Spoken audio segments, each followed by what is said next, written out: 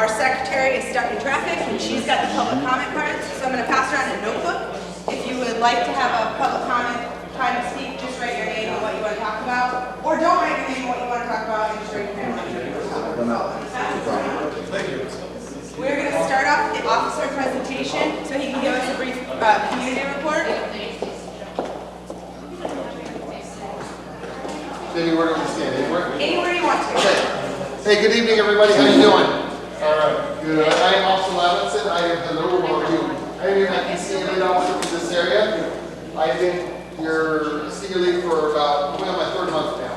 So I can tell you 80% of our issues here are homeless issues. If you own a business or you live in the area, you're probably dealing with some homeless issues as you speak. Crime in this area is pretty much down. Our apartment crime, our violent crime is down. Although I have to tell you, over the last 4 days, we have had 5 robberies in this area. So let me just give you a brief synopsis of what happened. I do want to open it up for some questions. If you all have questions for me, I'll also leave you my contact information.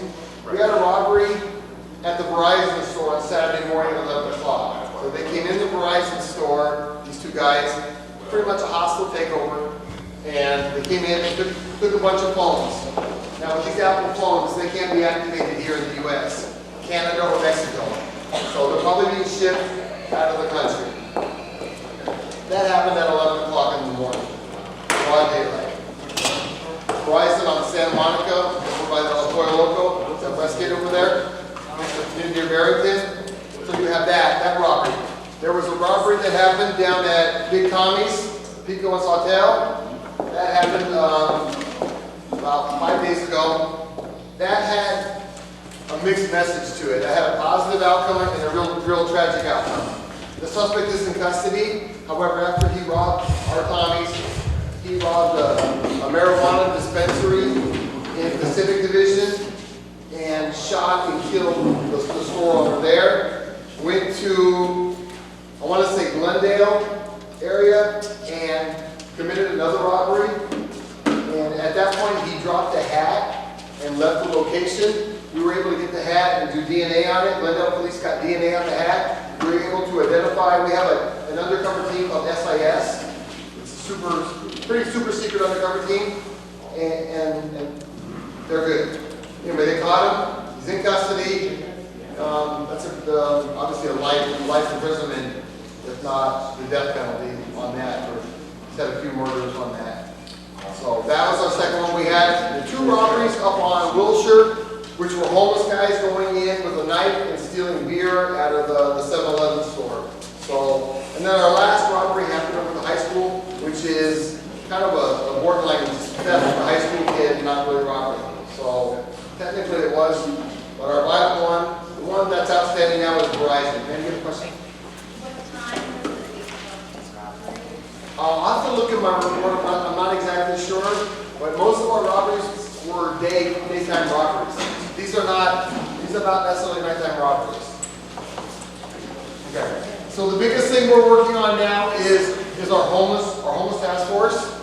We have our transit unit, we have Hope unit that LAPD has, and we have WASA, which works with our mental health professionals. We've cleaned up some areas. The big problem we have is Sawtelle, Massachusetts. It's clean. The Bundy Triangle is now clean as well. If you've been over to Bundy and Santa Monica, that area is clean. They moved a little bit to Ohio and Wellesley. My goal, is to get them in housing, to get them outreach, whether it's OPCC, a shelter, a Seminole shelter, and get them back up on their feet again. They got down and out, they're down on their luck, but our goal is to get them housing and get them a place to live, in clothes and things like that. Did I miss anything? Talk to you anything on that? No, I think we're good. Okay, you want me to wrap it up? Yeah. Okay. Do you have any questions, anybody? I'll leave you my contact information if you have any questions. Okay, on crime in your area or things you would like to see us do better. Things we're doing better, we can do better. So let us know. We appreciate it.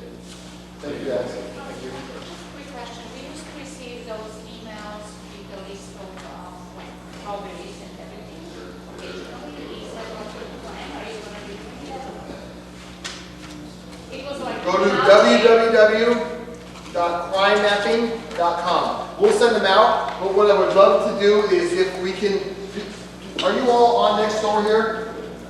Are you guys on Nextdoor? Yes. If you guys are on Nextdoor, include me, add me to it, Greg will add me to it, and what I'll do is weekly or bi-weekly, every other week, I'll send you out the newest crimes, the crimes that happened recently. More than happy to do that. Our e-policing was down, and our Nextdoor was not working either. But if you have a Nextdoor that works, I'll just be adding to yours and I'll do that.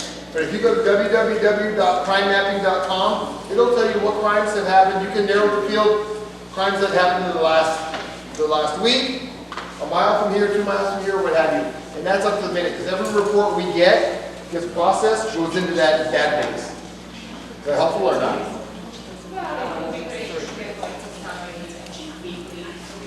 Okay. I can post them tomorrow. Yeah. You send me out. Okay. I will listen to you and then Sammy, hook me on Nextdoor and make sure you get it. And I'll give you the most recent ones, okay? Thank you guys. Appreciate it. Anything else? Thank you very much. Okay, I'm sorry. Oh, no, what's No problem. Okay, now there are enough of us here to call the meeting to order. So I'd like to officially call the meeting to order at 7:14 p.m. I know we didn't have public comment cards out. Is there anybody who would like to make a public comment? Okay, I see this hand first. So sir, please come up and let me get my timer ready. I'm Jay Ross. Are you guys going to do a bylaws committee, and are you also going to do a government affairs committee? Because there's a lot of issues about campaign financial reform, restricting donations from developers. So I think that's something that you guys should establish and start considering. We do have a bylaws committee that's been constituted, but I think we can consider a government affairs committee. Thank you for the comment. Okay. Robin? I'm Robin Rudisill. I'm a candidate for the council member for CD11 position, and I'm a community and coastal advocate. I've done quite a few land use cases and successfully won them. I'm very concerned about the lack of integrity in our land use processes, and I'm tired of seeing the billionaires being put first by our city and the neighborhoods a distant second. And really, nothing works quite right unless there's integrity to the process. So the only way we're going to get that is if we elect officials who want to uphold our code of ethics and make integrity a priority. This is, integrity of the law, integrity of the processes, and the way we honor our citizens' concerns. I'm a former CPA and auditor, and also bank CFO and controller, where integrity and accountability were absolutely essential. And also, I think we sorely need more women on the city council. There's only one, and it's pretty shameful. So I have flyers in the back, and please grab them, go to my site. I'm available for debates, and come talk to me. I'd like to do coffee hours or open houses here in your neighborhood.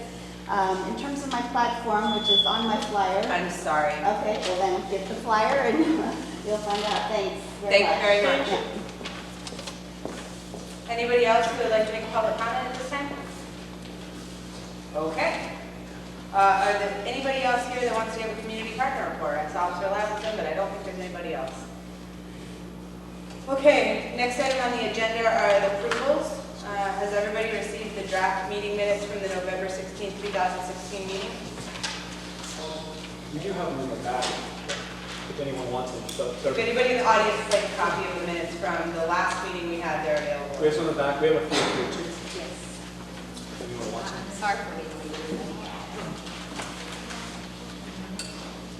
Any discussion on the minutes? Anyone move to approve? Motion to approve? All right, moved and seconded. Any objections? Any abstentions? All right, minutes are approved. Everybody should have a copy of the monthly expenditure report in front of them. We have that in the back too, if anyone wants to see it. And there's still a couple more coffee shirts in front.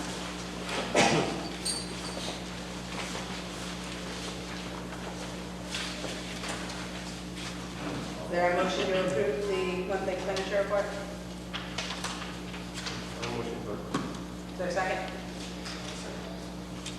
Is there any opposition? Any abstentions? I want to say, it's just a comment, so I would like to receive those without agenda. So I can be at home and compare like month to month and go. That this was received last night, Okay. so, Just Yeah. giving the comment that Yeah. I would like to. yes, understood. So we will endeavor, at least now, to start circulating them as early as possible. Hopefully with the agenda. Can All right. Yeah. Yes. can I ask what the, there's $128 for Staples. Do we know what that was for? I do not know what that was for. Did anybody who's currently here tonight spend $128 in Staples? No. No, so we don't know what it's for.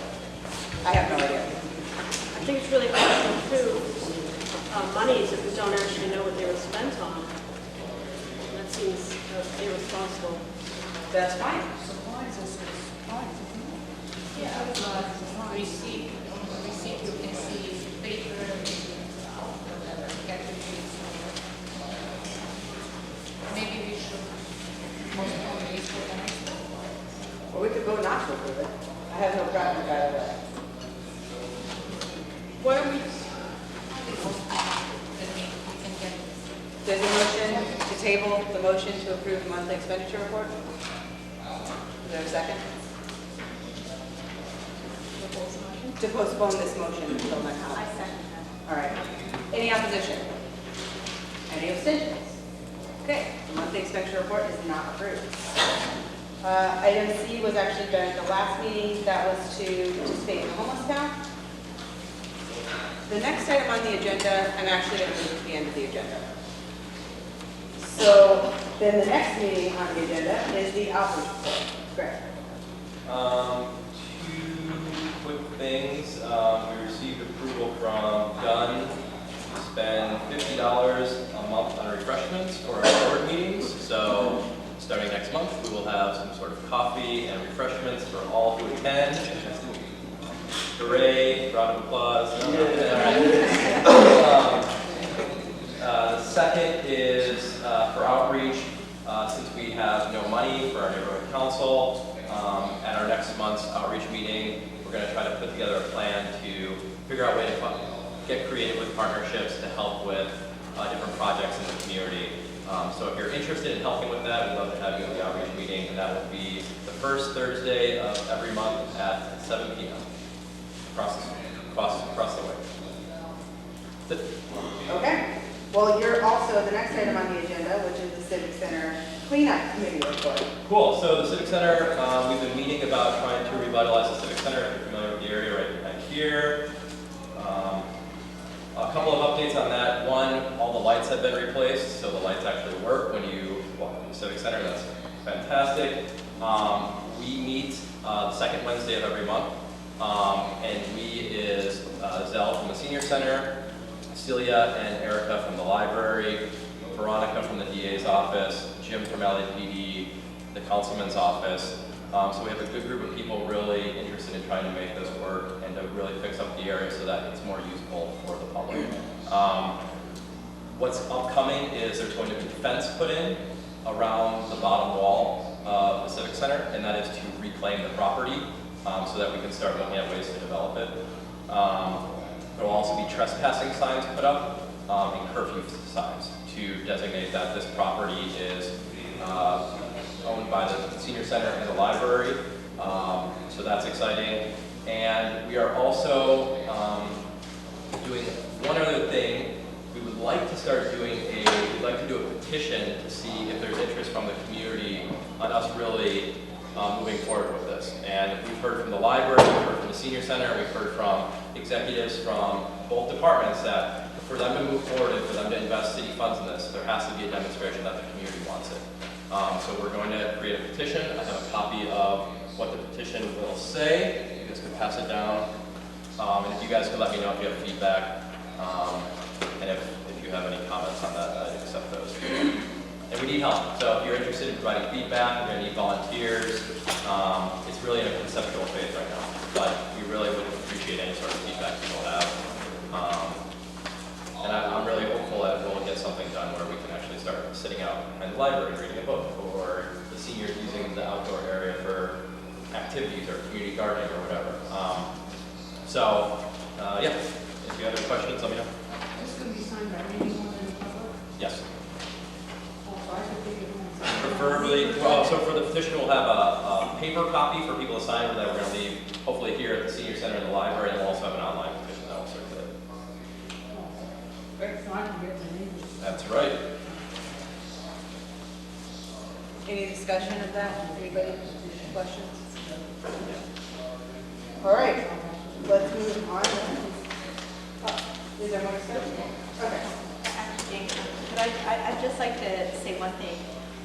At the last meeting, we were talking about making sure that we have standing meetings that are calendared for the year. So I just wanted to say thank you to Greg, because outreach and civic center revitalization are the two committees that are already calendared for the year, and our regular board meetings, and we'll work on the rest of the committees as soon as we can. Great. Thank you, Marilyn. All right, the plum committee report. So, Jean? Okay, so I'm just going to say, I'm going to apologize in advance. My internet has been down since Sunday, and I have not had it up. They were supposed to come today, and they didn't. So I did not get a chance to send out anything on the second dwelling units, which I have on my computer. So if I could just move that, we'll discuss that in February. And then the Ford Berge site, they could not come this evening. Their architect is not available, so we're checking to see if they're going to come in February. They don't have anything on the books right now with the city, so there's no rush for them to come. We will hopefully be hearing them in February.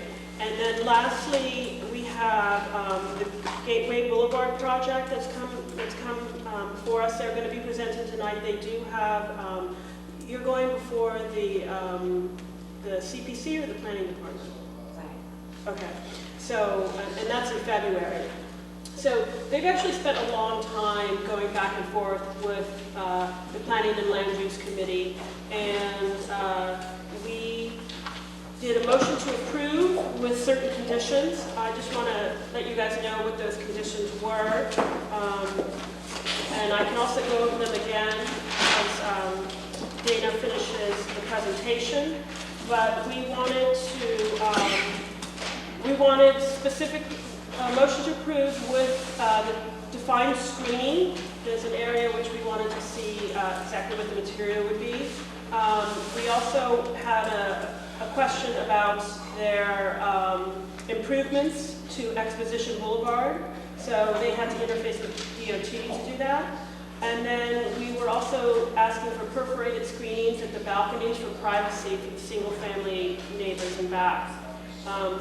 Just so you know, this is an SB 1818 project, which we all know is allowed by law. And so what we were trying to do was work with the developer and the single-family residents who were immediately behind the project to come up with the best solutions for privacy, for traffic issues, because anybody who's been on that corner of Gateway and Pico knows that's an incredibly traffic-impacted intersection. I mean, of course, all of West LA, and anybody who tried to get here tonight in a car can attest to the fact that we have horrible traffic issues. So what we were trying to do was keep the traffic as much as possible out of the residential streets. So with that, I'm going to go ahead and allow the presentation to go forward. Can you shut those doors? And, we can. And can I also ask, there's a square dancing next door. Can I also ask when this was approved by Plum? So this was approved by Plum in, Dana, was this approved in our November Plum?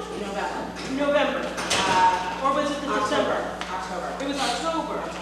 Okay. But there was some scheduling issues with getting them back. Alice, it was mostly DOT. Yeah, so and a lot of that had to do with making sure that when they came back to the full board, that they had interfaced with DOT. And then we didn't have a meeting in December, so.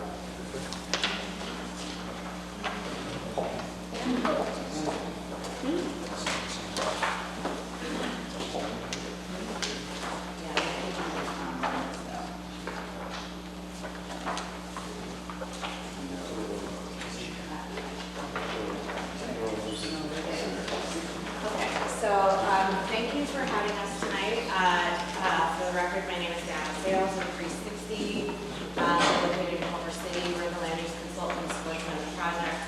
Here tonight with Eric Sauer and Chris Davis, representing property ownership.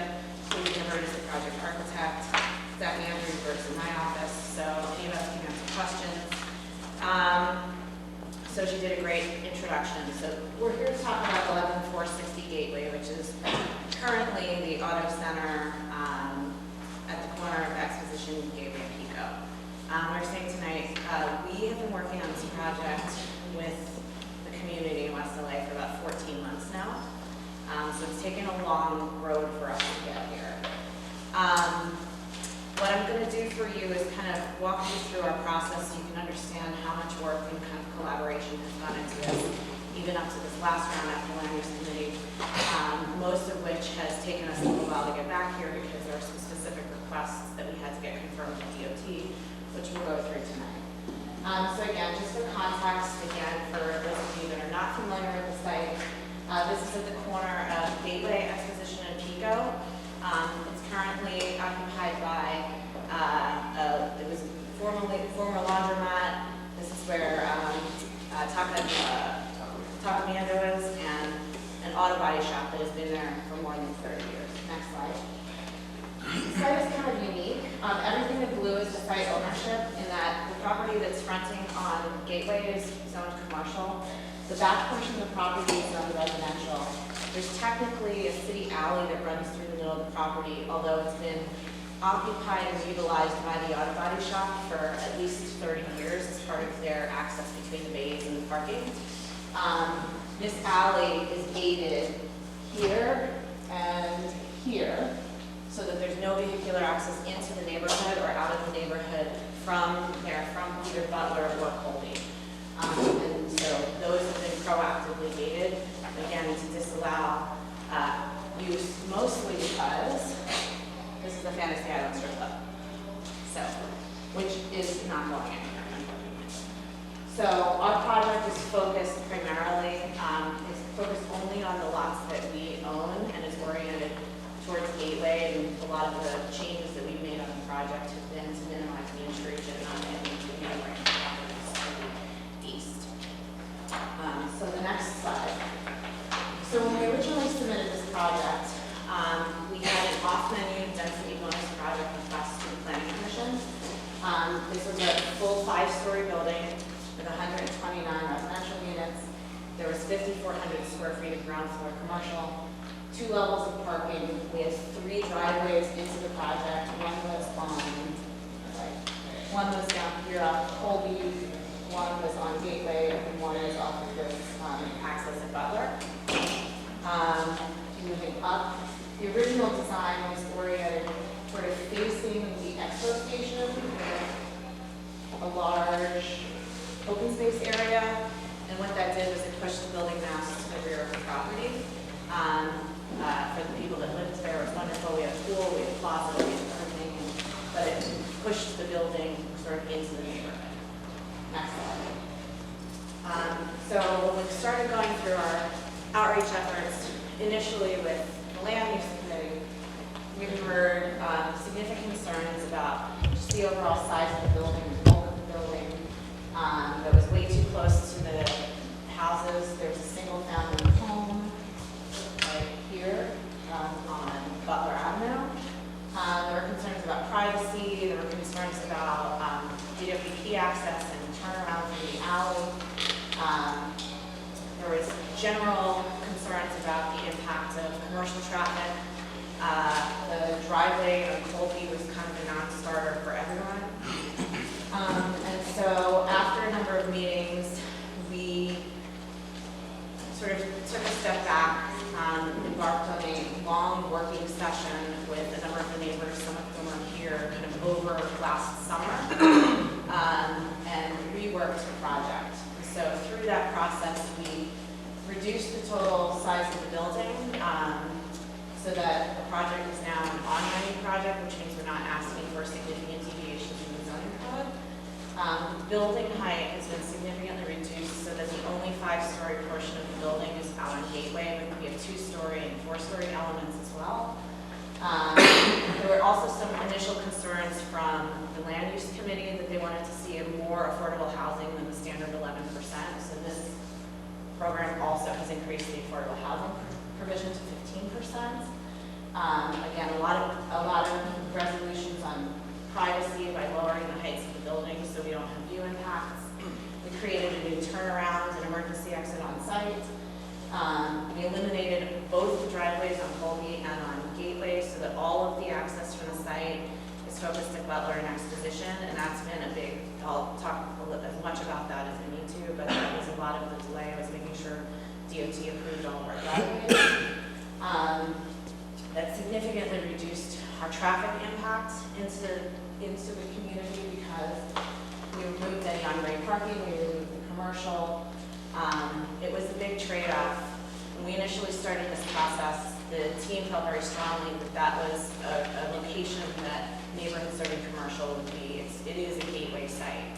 Having that ground floor commercial was an important component of the program. And through the process, we realized that for every decision, there's a trade-off, and the protection of the neighborhood and the reduction of traffic and elimination of the driveways was more important to the community than having a coffee shop or someplace to go work to. So one of the things that we proactively did that really helped the program was to eliminate the commercial component of the project. And then the last thing we did is, as a result of eliminating that, we freed up a number of the parking spaces that were in the garage, so we're actually able to increase the parking ratio for the residential. So where we ended up is the following. The only thing that stayed the same is that it's still a 129 unit project. Again, we increased the residential parking by about 15 spaces, so more parking than we had in the original program for the same number of parking. This program includes ground floor little work units instead of commercial that front along Gateway. So some of those will have direct access, so that if you have a business, they'd be a little bit more engaging. They're going to be designed with storefront systems, so the Gateway is engaged, consistent with the Pico Avenue CDO. In the rear, to address some of the privacy issues instead of the building, we have 4 two-story on-grade townhomes. So these will be little private, two-story homes next to a single-family house. So this provides a nice transitional buffer between single family and the building. We have a turnaround here for this alley that in the event the gate was ever opened, there could be emergency exit out. This plan is completely compliant with transitional height. And again, this building, so all the access from the project is from, sorry, we just got the projector, so I'm learning how to use the shadow. But access is from Butler. Cars would come in to an on-grade turnaround, to a little drop-off area with some guest parking if you were leasing, you could come in here. Go down to a subterranean garage, so all of the parking is subterranean, access internally from the site. Lobby and common area out at the front of the building. Again, units kind of lining facing Gateway. This is an independent 2-story stack, and so all the rest of this is on-grade grounds and landscaping. Really nice and open and porous from the site. Again, no access from the Butler. Go up to one level. This kind of shows the typical second floor plan, residential units around here. And just for context, this is actually a 3-story building right here. So a 1-story building, 3-story building, and then go up. And then the third and fourth floors, you can see how the building kind of carves away. And we have absolutely no building mass.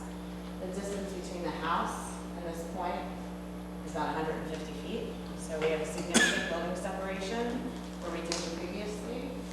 And then on the top floor, the building cuts away again. So we have a large open space deck adjacent to the 3-story building. So the units would go from 1 and 2 stories down Colby to 3 stories to 4 stories to 5 stories right in the corner.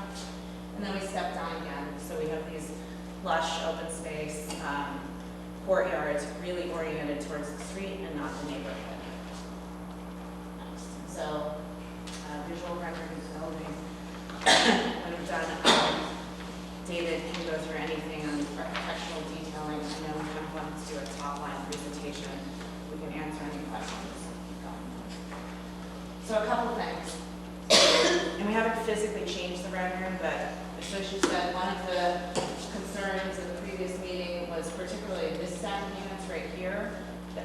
felt were a little bit exposed and close to the neighbors, so we agreed that these will be solid, will either be solid metal or solid stucco on the back of the building to deal with privacy. And all of these rear balconies will also have some additional screening so that nobody can look down in, and you can condition that, and we will carry that through to our approvals. As part of the project, we have part of our entitlement request for this. We have that's a tentative map, the alley that currently bisects the auto body yard. We're asking to vacate permanently. It's been operationally part of this property for 30 years. So we have a map to merge and vacate the alley. The rest of the project is a density bonus, including 15% very low-income units, site plan review and compliance with the PICO CDO.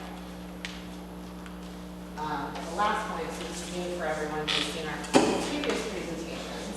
So the top picture up here is kind of an aerial view of the intersection, Butler, Gateway, Pico. Gateway has a divided median, so you can only get into the site coming north on Gateway. You can only get into the property coming east on Pico towards Exposition. You cannot get to the property from Pico West just because of the traffic patterns at that intersection. So because of this turn from Pico to Exposition, and I'm sure everyone here knows this intersection well, there was some concern, particularly in the neighborhood, about pedestrian safety, given that our primary point of entry was off of Butler. So all of our cars are now going to be coming between Fantasy Island and the project, which is the least intrusive place in the neighborhood, but it did put more cars at this intersection. So as a result, we worked for about 2 months with DOT about pedestrian safety measures that they were comfortable they could implement that did not require an entire re-signalization and striping of the intersection, which they just went through in expo-cam. So that was kind of a non-starter for them. And so what we've agreed to are kind of, a few measures that do a lot when there's nothing there currently. So that includes kind of restriping and doing some rumble strips along the crosswalk area. So there'll be some reflective paint.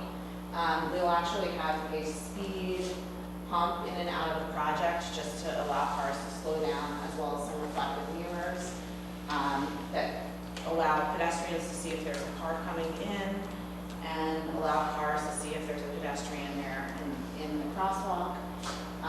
We will also be adding some additional significant signage about pedestrians in the crosswalk and stop ahead and traffic calming measures. The idea is to get cars into the site as quickly as we can, but to allow them to come out of the site slowly. We also conducted what's called a gap analysis, where they counted the spacing available in the cars on that stretch to make sure there was enough time for the cars to get out of the driveway. And that gap analysis showed that there was more than sufficient time for a maximum impact on peak hour. And so we went through kind of a long exercise with DOT at specifically the Land Use Committee's request to put this plan in place, and so this is where they excel. And so overall, again, I know I went through this very quickly for people in the room who have seen this many, many times. I know this is new for you. This project has been a long road where at the end of the day, everyone on our team feels like we ended up with a project everybody can be proud of. Everybody gained something in this process. Everybody gave up something in this process. And we very much would appreciate the support of this committee to be able to move forward to our hearing. One clarification, as a result of this process, we don't have a hearing in February. If you look on the city's website, it says March 1st, although we do not have a hearing date right now at this point in time. It will likely be sometime towards the end of March.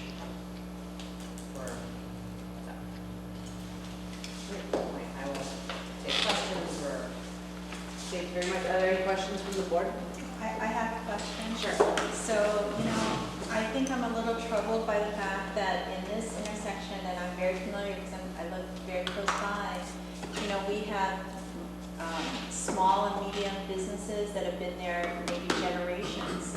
You know, we're talking about Big O Tires, and I believe there's like 6 or 7, you know, businesses that are there. You know, absolutely, great tacos. You know, but I'm wondering how many staff are we talking about? How many employed workers are there? You know, we definitely have a need for housing in the city, I understand that. But I think we also have a need to protect our small and mid-sized businesses and residents as well. You know, I walk by Pico a lot, you know, especially at different times.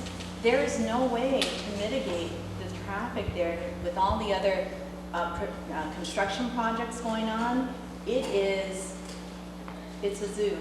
And I just want to know if you had checked to see how many people are currently employed, you know. I don't know, yeah, I don't know that we know that the laundromat, again, has been out of business now for probably close to a year. Yeah. Right? What I understand, there are 6 or 7 thriving businesses there that have even been recognized by the council member at different times. Taco Bell down on Big O. Right? I think there are, I think there's one other that, 3 or 4 businesses. Well, I'm not talking about the businesses, I think but there's, no, I had heard I it don't was think 6. we have the employment figures here. I would like to know that. I think it's important to,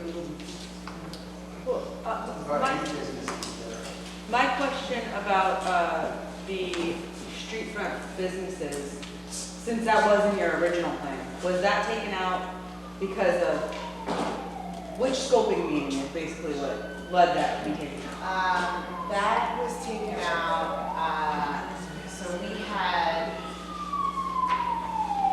2 community meetings on site. One of them was very heavily attended. We had about 75 people on a Saturday morning.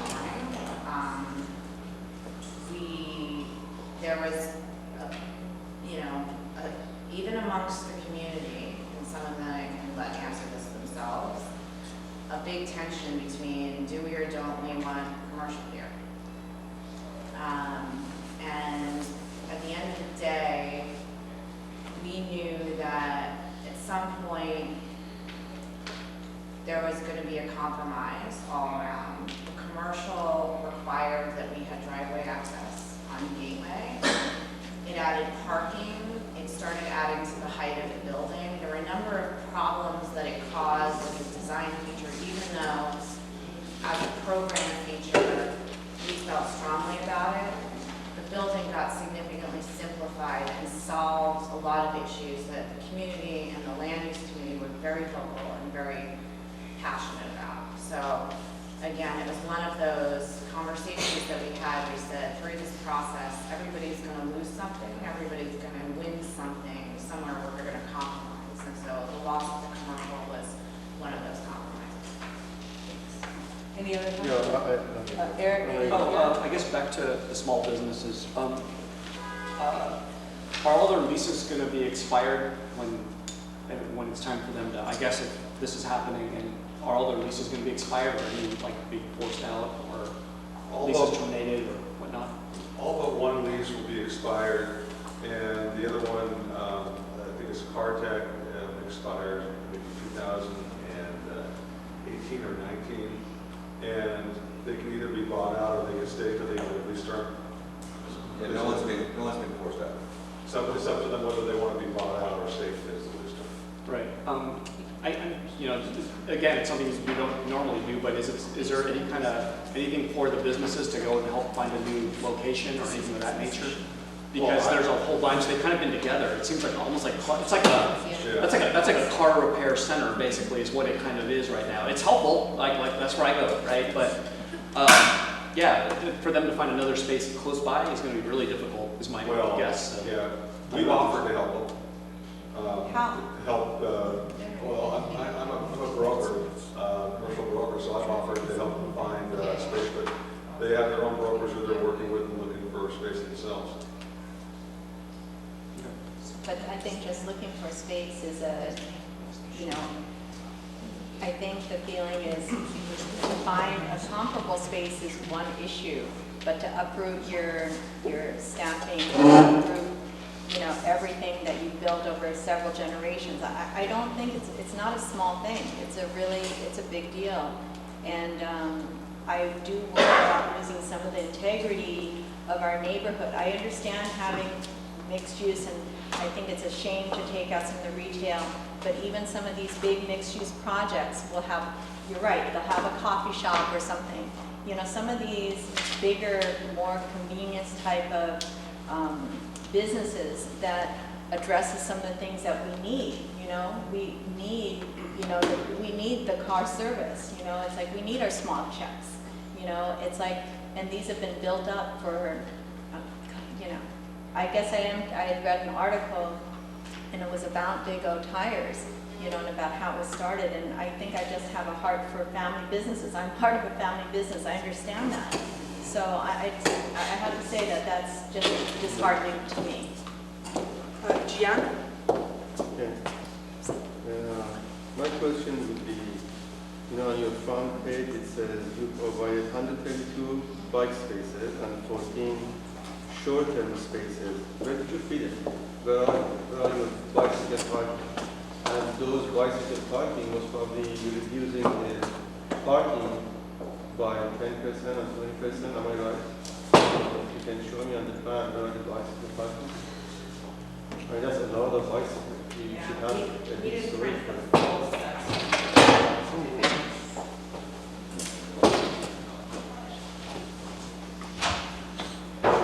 Doesn't have to be on side, but Okay, if you so, have a 14 so short the residential bikes, it's a little bit hard to see because this is the landscape. There's a bike room right here on site. It's How not big quite, is it's quite large. It's actually designed as kind of a glass structure, so it becomes sort of an architectural piece on site. I will pass the actual first floor plan. So there's a large bike room on grade. Again, here, for residences. Some of the short-term bikes will be also around the site. We have, you know, access to the lobby area, and then the rest of them will be kind of out here in the right of way. There you have to be public. But does it have to be an equal size and equal the amount of the bicycle for the short and the long?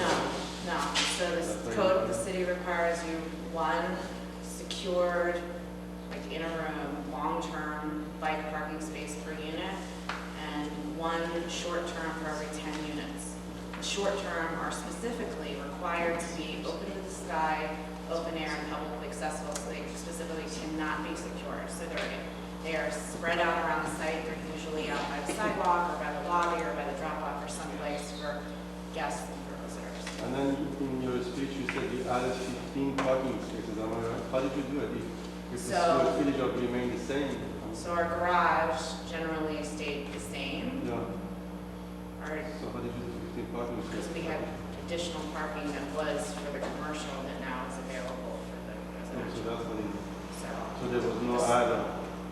there was no ad, but we reallocated parking that was already there that would have otherwise been used for the commercial is now available to increase the supply from residential. And these are apartments, am I right?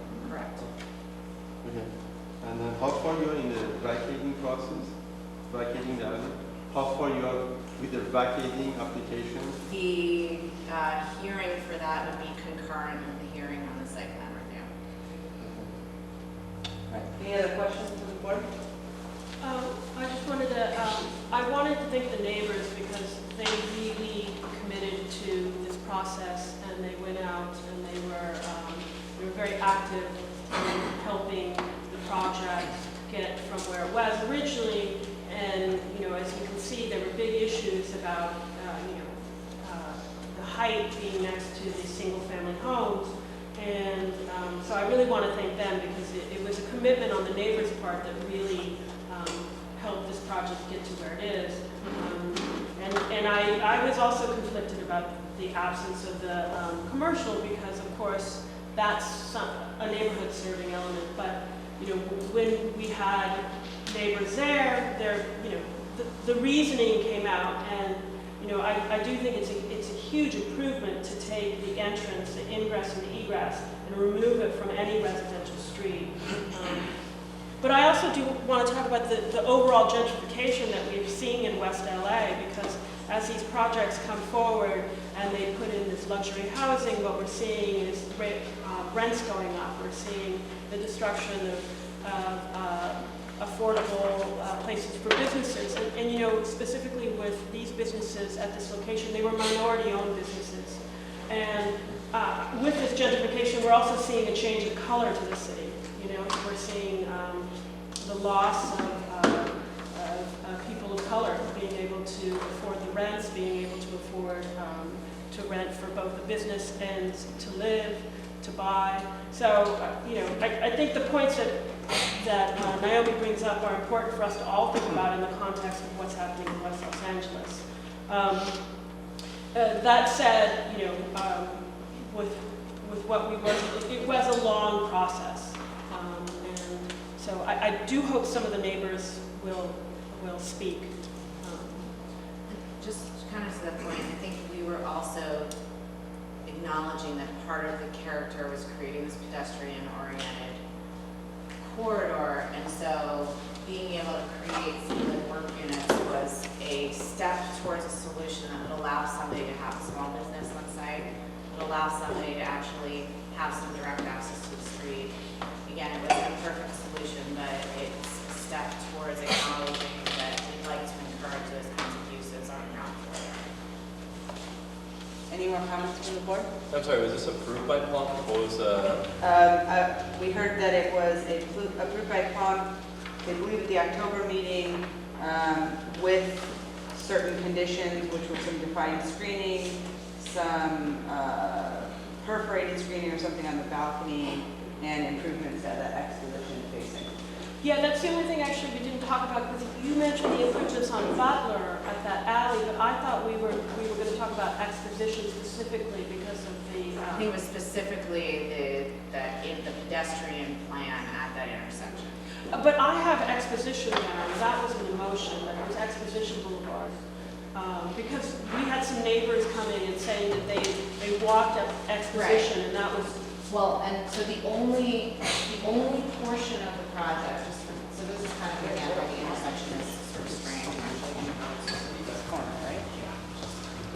Yeah. So the only portion of the project that is actually on Exposition is this one corner. Right. So that's where that corner plan came into play, because we don't actually have Exposition frontage.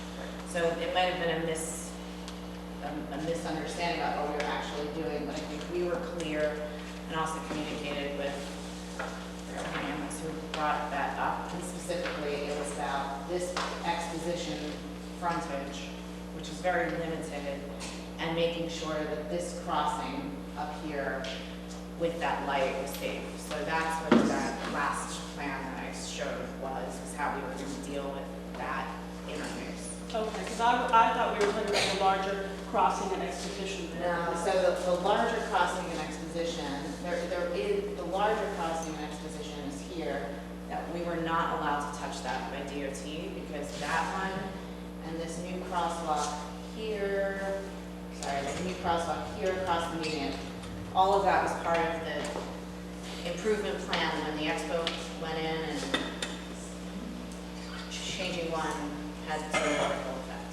Even though we were very vocal on behalf of the neighbors about the fact that the signal timing there is off. And then they had to look at the signal timing. So the alley that you're talking is between the R3 and the C, correct? Between the two properties. And then the alley which is it is just this little segment right here. And then the last one on the property, you said you're gonna provide a hammerhead for the fire truck to come back. Do you have that on the plan? Well, it's not so much for active, it's not so much for an active, so the alley we're talking about, the portion of the street is right here. Again, this is currently the auto body shop's bays are right here and their parking is here, so they're the only people that use it because it's physically locked from the neighborhood. There is a gate here and there are telephone poles on the alley, so there were some concerns some of the neighbors that DWP comes in and services there, that there was a suggestion that potentially there's a few times a year that they come through. So in conjunction with DWP, not with DOT and the city, we were then required for that rare occasion to put a turnaround on our site that somebody could come in and back up if they unlocked the gate. In the meantime, it would be improved with like grass street and it would just be an open area for 99% of the time. So that greenish area is vacant, there is nothing new, no? Nothing, just open in the sky, open space. All right, any more comments from the board? Any motion? We have no speaker cards on this? There are blank speaker cards in the back. If you want to just fill it out, you can put your name or. I forgot to do that. Oh, shit.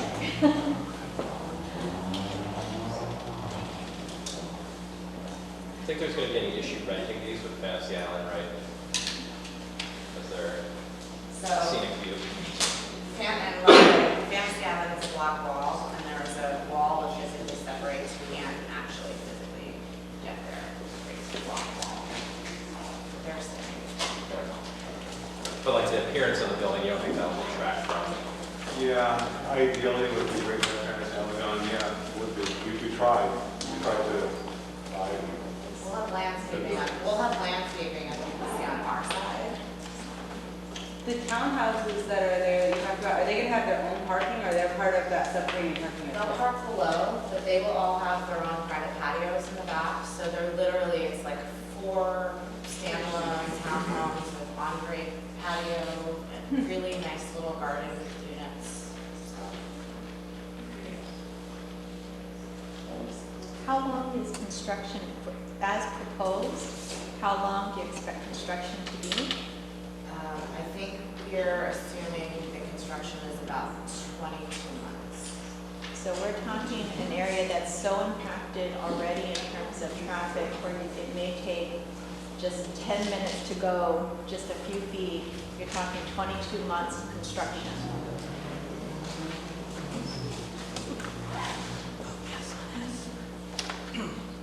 You guys don't own the last commercial lot on the property, right? So that's not even included. No, there's a building next door, 3-story apartment building, which is all short commercial zone. It's not part of it. All right. We do have some public comments, so let's talk to Vicky first. Like to stand here? Wherever you feel comfortable. So I just had a question that was never answered to me. So I'm in that house that's impacted, that's right next to the building.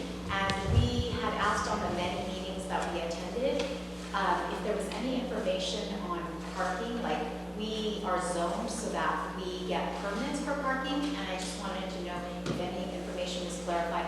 If these new neighbors can park, because there's not really more than 1 parking spot per unit. And most families have at least 2 cars, and even though there's 30 extra spaces, that's still not 129 extra spaces, meaning that parking, et cetera, is going to be impacted. And parking directly affects traffic because the streets in that area are narrow, so that's a big concern, even though some of the egress and entrance have been traffic problems have been solved or eased, that's still not going to solve a lot of the other problems in the area.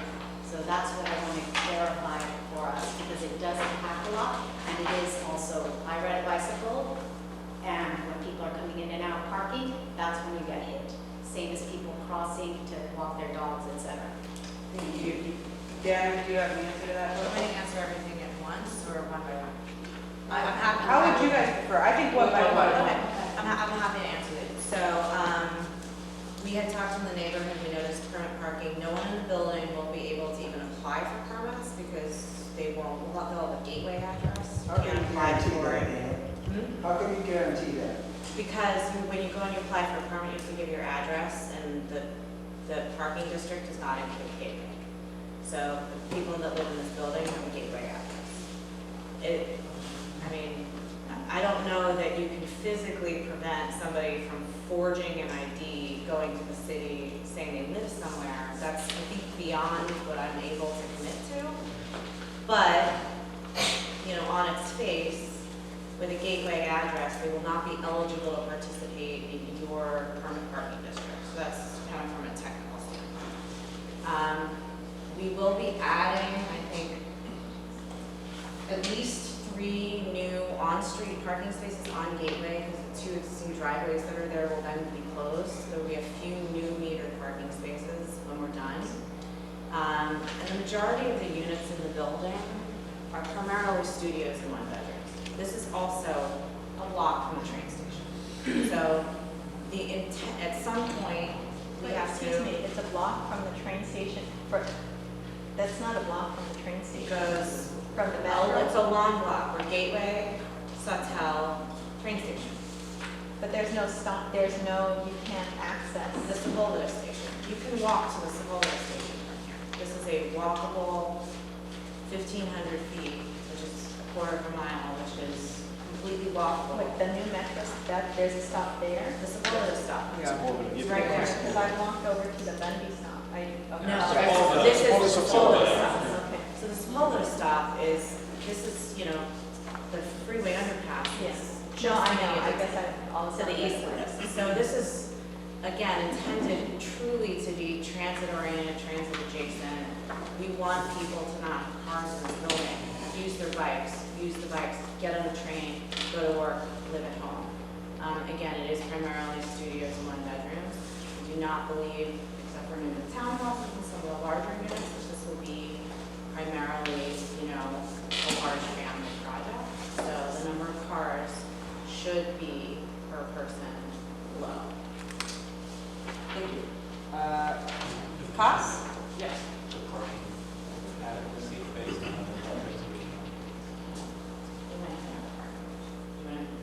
Yeah, for the last 10 years, we've done projects from Santa Monica to Koreatown. A lot of them are mixes of units like this, where most of the units in this project are studios and 1-bedrooms. There are only 6 2-bedroom units. And the parking averages in all of these buildings, the demand, I mean, what is really there is 1 space per unit. We've studied this over and over and over again. Initially, we were building buildings on the west side with 3 levels of subterranean parking. And you can go look at a number of them in Santa Monica, and you will see that nobody's ever been down to the 3rd level because there aren't that many cars. It's a single-tenant marketplace is what we're seeing. And these kinds of buildings attract single tenants. That's who leases them, even though they're quite expensive. They're very, very expensive in Santa Monica. Going further east, they're less expensive. It's still 1 person in a unit. It doesn't matter whether it's a studio or a 2-bedroom. It still seems to be 1 person. So that's how many cars there are. And another thing we could try to do is require that they provide metro passes to the tenants. And then that way you know that there is another encouragement to, and a positive one, to get people to take the metro. Cass? Okay, my name is Cass. I'm a resident in the area. I had a question about, you discussed the gap study, I believe. Can you just review again, so I know where the ingress and egress is, which is going to be that Butler entrance, but so could you just explain if someone wants to enter the building, they need to come along Exposition, turn left into the Butler alley, is that? Vehicular access? Yes. So this is a, I have the actual plans on here. I'm gonna miss. If you give me a second, I'm going to switch digital devices. This will be easier.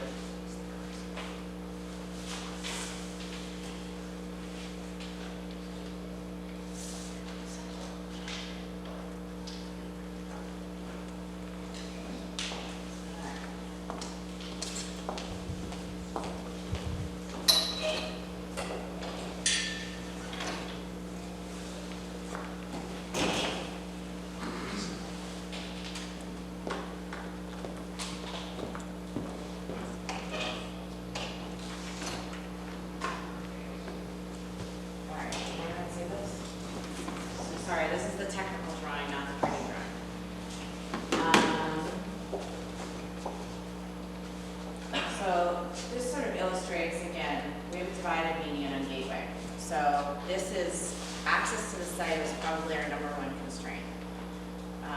One of the problems is you literally cannot make a left into the site from any direction. You can't make a left coming from Exposition because there's a median. You can't make a left from Pico. You can't make a left from Gateway. You have to make a U-turn. There's no way to make a left. So when we originally designed this project, DOT wanted us to have a driveway down here because it was the only place you could make a right and a left into the building. This is kind of a strange site. So when we go through, somewhere you have to get access to the site. Currently there's 2 driveways on Gateway, and then there's access also from Butler. So we had initially said, all right, you know, access from Gateway is most ideal, especially if you're coming your way, especially if we have commercial. And then the primary entry was down on Colby because it provided the most flexibility in being able to get in and out of the site. That provided huge, that was kind of, again, it was a non-starter with the community.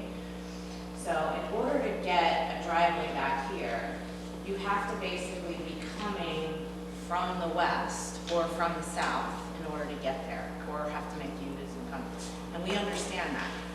So again, part of the hope is that, #1, to get into the garage, you have to be told how to get in there or live there, and eventually you figure out your own traffic patterns, or you don't drive. And at some point, you know, you just don't drive.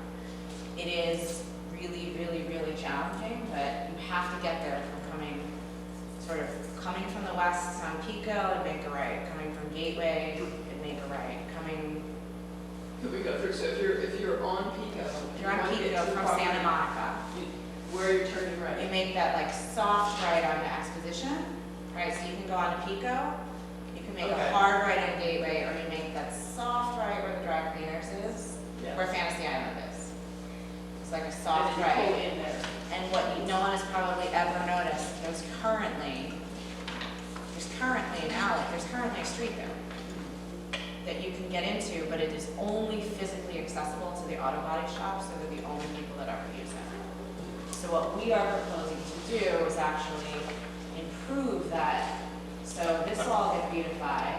The building will get pulled back at the corner. Right now it's kind of right up at the corner, and there's a pole sign there. So the primary pedestrian entrance will be up here at the corner. Architecturally, I'm not going to put words into David's mouth, but felt that this is a gateway. Having a strong statement piece at that corner was and has always been an important feature on the design.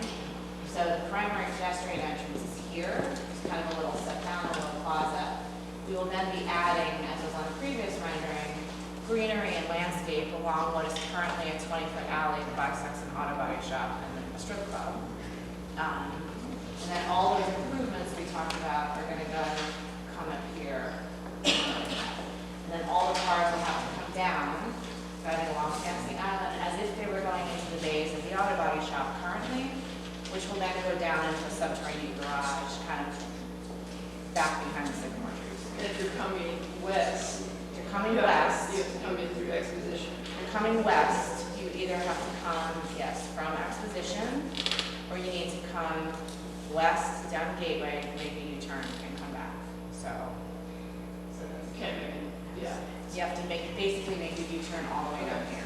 So I guess my concern as a resident is, everyone knows Pearl Street, which is at the other side. I know You can't make a left. You can't make a left from Exposition. Sorry. Okay, that's what I was. You can't make it because there's a median there. So there's a median actually. I don't have the aerial. There's a median out here. You literally can only get there going right.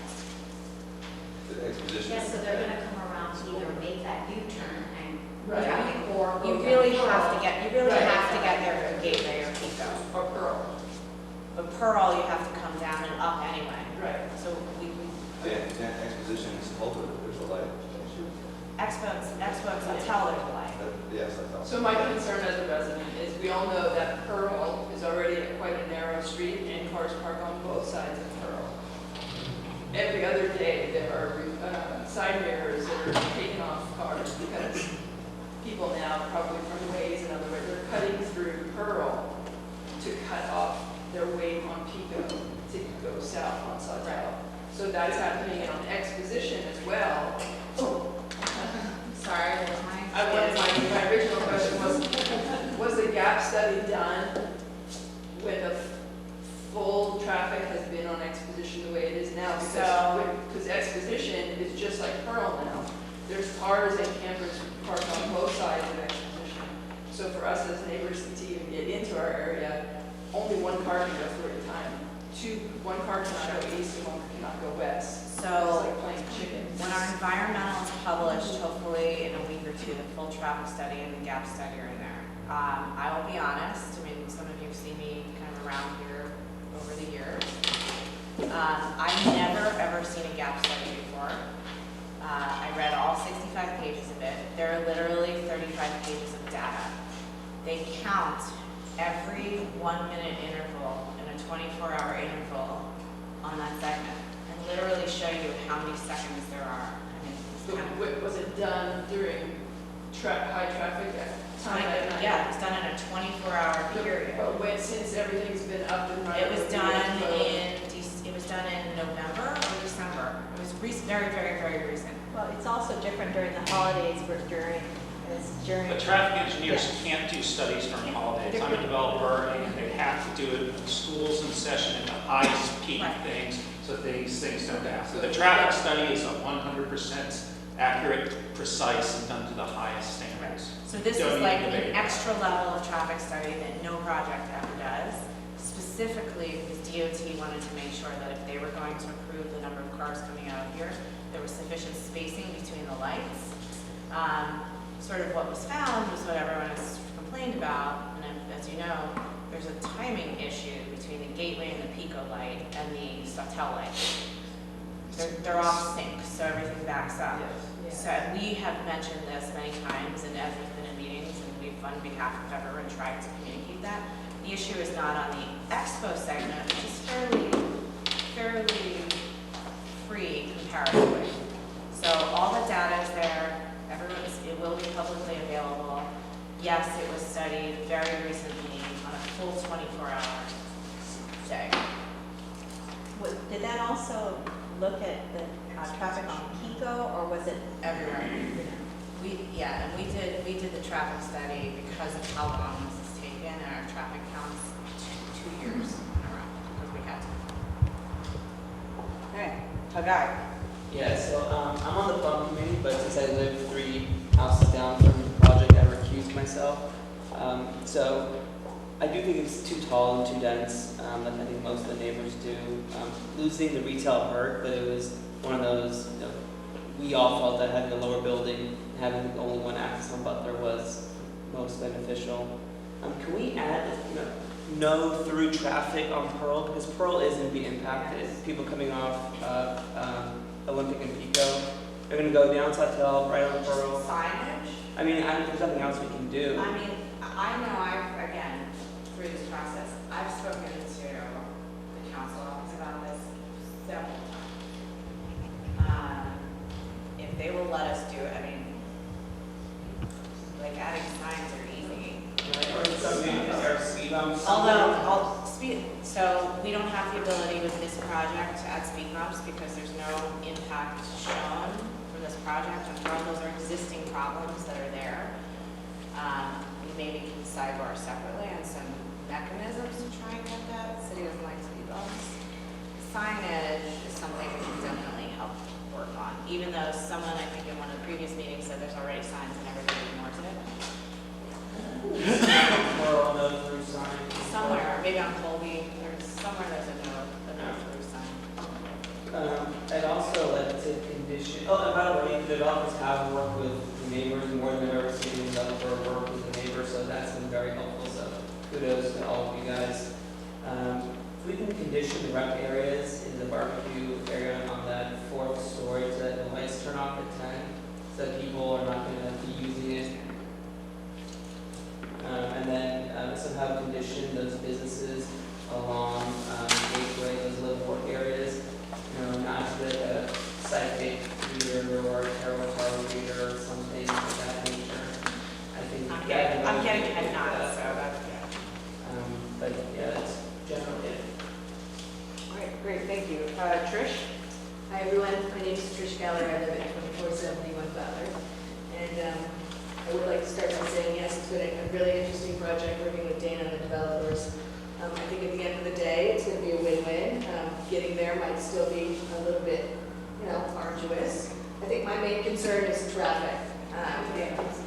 I'll echo what's been said, but I would like to put it in context because you all live in neighborhoods yourselves. We're basically 5 blocks. We look like this. We're the middle block of Butler, so I'm right near the project. But there's 5 blocks, and we're a dead-end street right now. The other 4 blocks, so we're all impacted by everything that happens at the project. We're impacted by all the traffic that's coming through Gateway, that's cutting down Pearl, that's going up to Exposition and Pico. So I hear what you all are saying in terms of, and I'm not buying it, I do not believe that 1 car will be sitting in a 2-bedroom townhouse. I've never seen that in my whole life living in West LA or Santa Monica. So I don't buy that there's not going to be excess of 200 cars that are in need of finding space in addition to our 5 blocks. So I really think we need to take an expanded view of the traffic situation and the congestion situation that's going to be occurring as we create this bigger project in our hood and find ways to work together. If it's speed bumps, signage, permitting, I don't know the answers, but or maybe an additional half of a subterranean parking. You're already 1.5, maybe you can go to 2. But I have to believe that if we don't sort this out, we're all going to be trapped. I mean, right now, getting here tonight, trying to get out of Gateway, forget it. No cars even allowed us to keep clear so we can get out of our own space. I can only imagine what's going to happen when we have an additional 200 cars. So I approve the project, but conditional upon further expanded view of the traffic, parking, and noise situation that's going to occur. Thank you. Thank you, Trish. J. Ross. Okay. Couple various things. In general, I like it. I like the trade-offs. One thing that I thought maybe should be done was because there's a vacation of an alley, there should have been more open space provided, more than is on there. Something for you to consider. By the driveway, if you think they need a bigger visibility triangle to make sure the pedestrians, don't get run over, that's something you can do. I'm not worried about losing the businesses. There are vacancies up on Santa Monica Boulevard, and there are places for them to go. And honestly, the marketplace decides what businesses are. We can talk whatever we want about higher ideals, but if there's a demand for that product, they will find a place in West LA. Losing car shops is fine. People are driving less. And secondly, I don't think we want to be promoting car ridership. You guys know about climate change. It's going to cause trillions of dollars in economic damage. And if you guys just worry about cars and parking first, that's extremely short-sighted. A lot of you guys are worried about parking and traffic. In 1975, there was a ballot measure to rebuild the red car system. Who voted for that? Okay, whatever the reason. It lost, okay? And this parking and traffic problem, we all created it.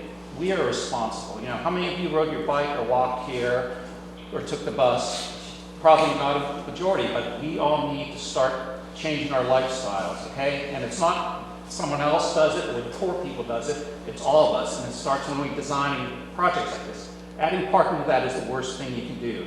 When there's a free parking space, people are going to drive more. Parking creates traffic. You guys sit here and complain about traffic.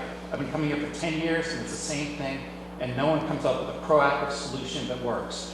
What you could do is you can make them reduce parking, you can make them pay for parking permits around you, so you don't have to pay for parking permits. You can make them pay for MTA passes for everyone who lives there. And you can make them pay for traffic humps and bulb outs on the streets to reduce cut-through traffic and do things like that. But building parking spaces is going to create more traffic. And in addition, all of you need to stop driving as much and drive less. We are creating this own problem. So, my roommate is a kid who works at Riot Games. He came here from back east. He's been sharing my house for a year. He has no car. He does Uber and he does the Expo line. If he can do it, all of us can do it. So, in general, it's a good start. Thank you. Yes, Zach, who has no car. Zach who has a car, worked on this project for a very long time, and I have a wife who has a car and I don't. And I've had a car for 4 years, and it's been fantastic. And my generation, most of my friends, they're one-car household, and they're the kind of people who are going to live in this place. Actually, gets places faster because it doesn't have. All right. Can I, no, quick questions. What is the square footage of your one bedroom apartment? About 500. About 500. 600 for one bedroom. 600, okay. Another question is, why do we have only 4% of units as a two bedrooms?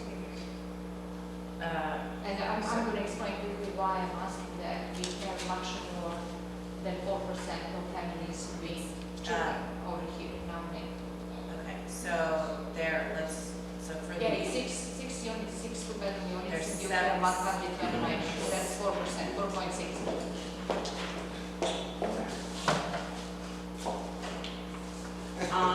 Is there a particular reason We've all why seen you big prefer units. single units and one bedroom? Okay, so the unit mix is 65 studios, 56 one-bedrooms, 7 two-bedrooms. What's the 1%? When we reduced the size of the building, right, one of the things we talked about was somewhere along the line, in order for, frankly, economics, something has to remain. So we lost about 20,000 square feet of floor area also through the reduction. And so in order for the unit count to generally remain static, some of the units got smaller and the unit mix got smaller. So we could have more two bedrooms if there would be less units. So this, I can't, frankly, this is the program. Okay, I'm just saying that we are not only about single people, and we are not about only students and young professionals who are not as invested in this neighborhood as families. We have schools, we have parks over here, and we need more units and two-bedroom units. So when I see 4.6% two-bedroom units, that's not something that I'm able to support at this time. And I just want to clarify, I don't have kids, I don't have children, but I have neighbors and friends who do and who struggle with all this development to find a nice place for them so the kids can continue to go to our schools and to grow up in the neighborhood there. To answer that, we did a study when we were designing this and building the project as to what's needed in certain areas. If you look around the areas, most of the buildings there, most of the apartment buildings are 1 to 2 bedrooms. They contain 1 or 2 bedroom units. There are very few buildings in the area that have singles or bachelors or small enough for a single person and affordable enough for a single person to live in. Most of the new projects that are built are 1 or 2 bedrooms, and the And projects that's are built. exactly the problem. Yes, Because so we're providing. when you look up at the data, I did a study as well. When you look up the data and you see the percentage of families who live over here, that's around 4.6%. So Yes, I understand that you looked up into the existing development, the new development, but we need more two-bedroom units. Yeah, no, I understand. There's an undersupply of bachelors and singles right now in the area. So we're providing something that people haven't provided for a long time in the area. There are other projects that we have in the area. Yours is not the only one. We have huge projects like on Santa Monica Boulevard and the other projects in the area that are not, we are going to see them like in a year or 2 or 22 months or 24 months. Right. So, yeah, most of them have the same logic as you. I'm just curious if you are going to, why? Because it's easier to rent, because you don't want families with children in those places. But the original program did have a few more two-bedroom units, but when we had to reduce the size, the square footage, we kept the same number of units, the units have to get smaller. So But you said it's the same ratio, like, okay. no, we had more two-bedrooms before. Oh yeah, before we had significantly more two bedrooms, and we had an entire level of project devoted to commercial, so there was a. Thank you. Can I respond to one thing that Jay brought up? I just wanted, so everyone's aware of the open space. So this project has more open space than any project that I've worked on in an infill area, specifically because we have split zoning and because we have all of this area on site that we talked about. Not only do we exceed our required open space amount by almost 50%, we have equivalent to our required amount of open space between the turnaround area, which is all open, a little plaza and grade, and that entire, so we have like an actual turnaround and then we have a hammerhead, all which will be kind of landscaped open space. So we actually have, you know, in excess of, I think, 25 or 26,000 square feet of usable open space on site, which for this number of units is almost unheard of. So I want to point out that we do recognize that we have sort of exceeded that requirement. Thank you. And on that note, we have been on this topic for nearly an hour, tripling the allotted amount of time. So is there a motion? Motion to approve. Is there a second? Well, I'd like to, okay, we can have a second, but I think there's some conditions we should include, so if we're a second. Well, we have a motion to approve. Do we have a second? I'll second it. Okay, so I'd like to add that we continue, that we, So you'd like to make a motion to amend the motion? a motion to amend the motion so that we have screening on the balconies. Also, one thing that we talked about was the some kind of perforated screening on that barbecue area, which I think is on the second floor, or it's the third floor. They're all on the roof, and it will be behind like a full parapet, so it's like fully screened instead of being perfect. That was part of her presentation. Okay, I just wanted to make sure that. Okay, so to ensure that we have screens on the balconies, the perforated screens, would you guys be, we could do the Metro passes provided for free, and the signage to say no through traffic on Pearl for the neighbors, which is what they have in parts of Westwood, right below,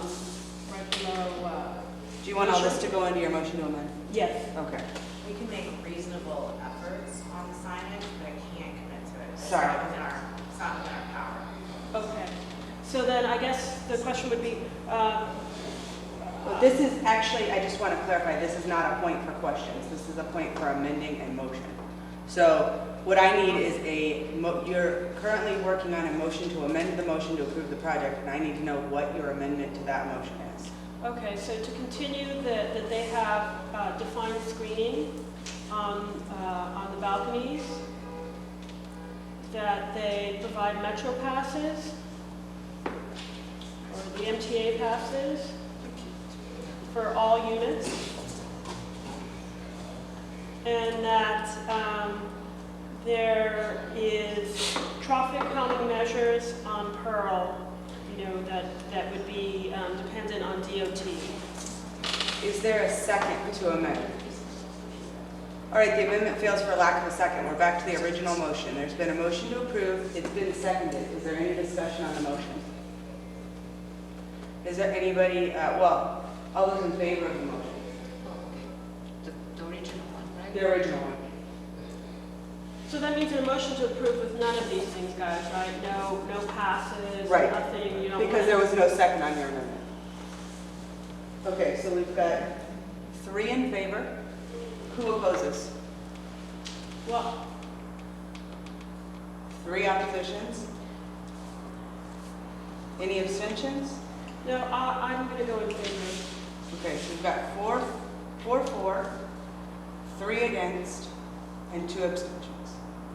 The motion carries. Project approved. Congratulations.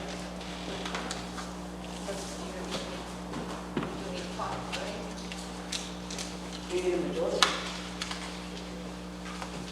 of the vote, right? Majority of the vote is fine. Oh, well, then never mind. So it hasn't. Is that it how it hasn't goes? passed. I thought that the rule said that it needed a majority of the I yeses. think we'd have to look at the bylaws. We'd have to look at the bylaws. If Jasmine didn't think Well, can I ask the people who voted either abstained or voted against, if there was any way that they could vote for the project, if there was anything that we could attach to change the motion, that they would vote in favor? the more analysis of that gaps analysis, I think not having that information. That you would like to see attached to the project, so you can vote for it.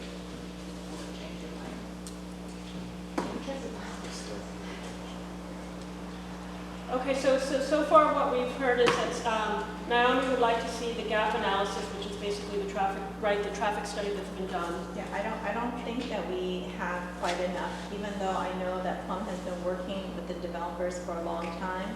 I still feel a little bit in the dark because even with the 22-month construction project, I don't feel like there's really kind of an analysis of the traffic patterns or the impact on just kind of life in the local area. I am worried about the small businesses. I think that it's important. Can you please not do that? That's really disruptive. Okay? Greg, do we have a determination? Is there a timeline? Yeah, you were saying there's a March. What happens in March? What I would like to do though, because we've already had a motion and it's already been voted on. Oh, sorry.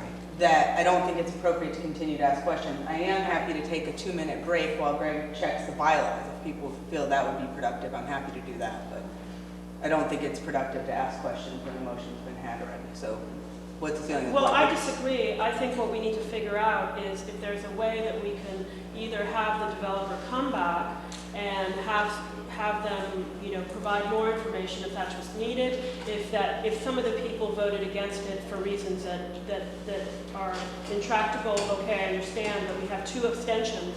So I'm just wondering if there's a way that we can come to some kind of, even if the decision is to request the developer to come back next month. Well, I think that it's appropriate to talk to the 2 abstentions to find out if that's possible, and we can have them come back next month.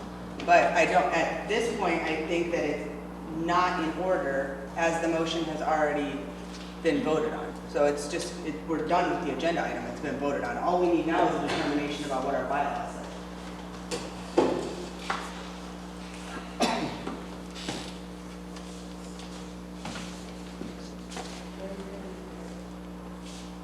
Yes. Yep. Majority of a quorum of the board present and voting, not including abstentions. So, well, it passes. Your quorum is 9? A majority of the board present and voting. It Yeah, carries. 9. It's It not carries. 9 abstentions. So Right.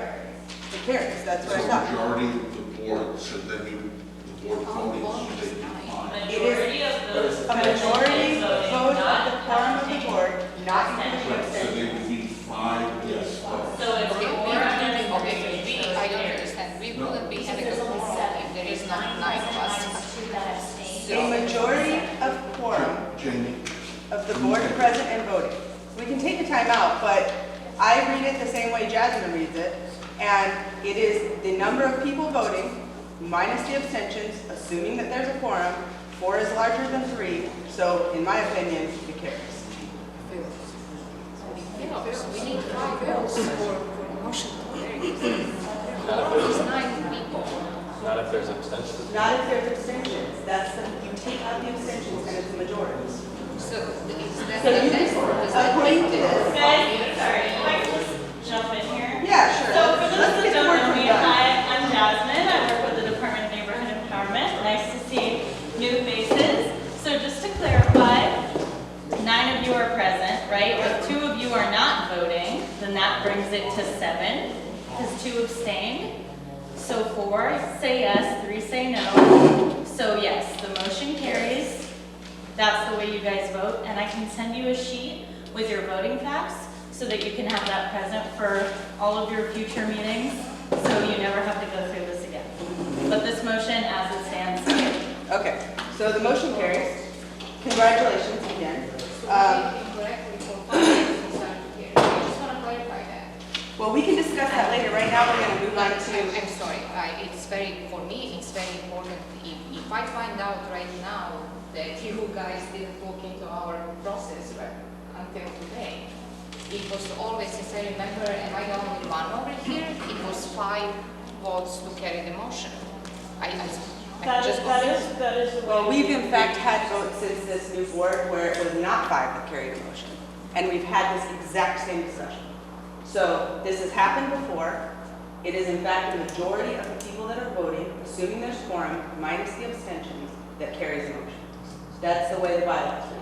And these are your bylaws, so if you're not happy with that, then you can talk about that and change your bylaws later to make your abstentions count as a no, count as whatever you want. You guys have written your own bylaws, maybe not you all who are sitting here, but these are the bylaws of your council. But this happened in November, right, Naomi? Or October, something like We that. had something where there was like split votes, and it was not 5, and it didn't carry.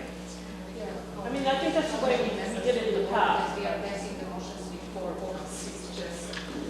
But we hadn't looked at bylaws at It that doesn't point. have any- We didn't have our bylaws committee. For votes, we are passing the motion, and we had the board of how many members? Well, right here, there's none. There's only 9 of us here. Okay. So I think that that's an issue to bring up in a bylaws committee meeting. Yeah, if that's something that. If it's a bothersome point.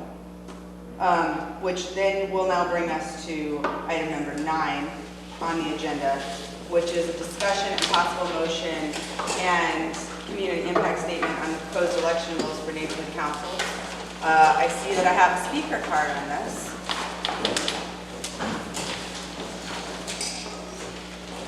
Ivan, would you like to speak on this? Sure.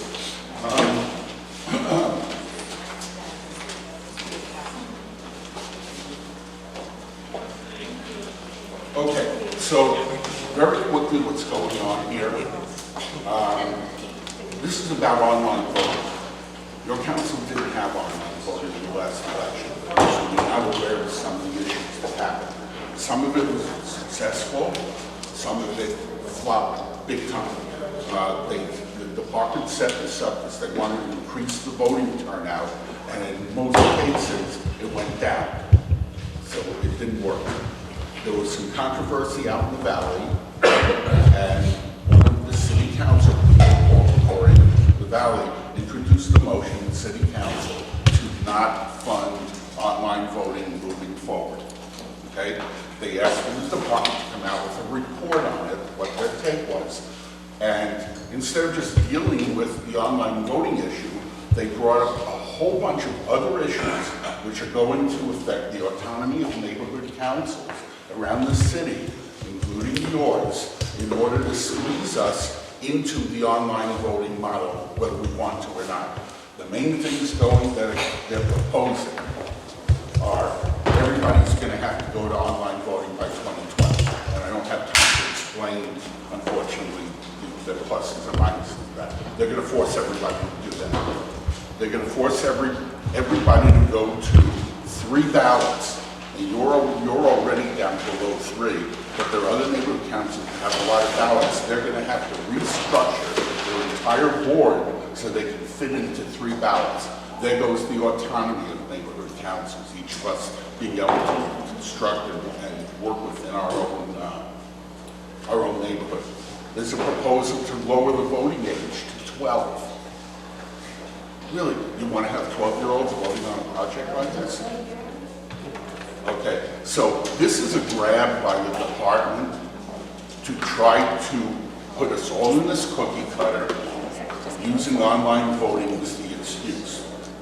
Oh, the last thing, one more thing, I'm sorry. Your minute's up, so 10 seconds. Okay, the last thing, you're a documentation council. People come in to vote. They have to show that they belong here. They want to take that away too. Everybody would become self-affirmation. You walk in, here's my driver's license. You get to vote for anything here. This is a disaster for neighborhood councils. I urge you to approve this community impact statement, which is telling the city council, please don't go for this. Please reject this proposal and go ahead and not fund online voting.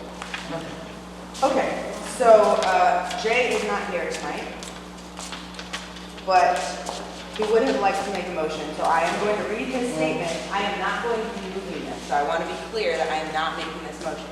Should somebody want to make this motion, they can, but he is at the homeless town tonight, not out doing something else, so I felt that it was appropriate. This is Jay's proposal.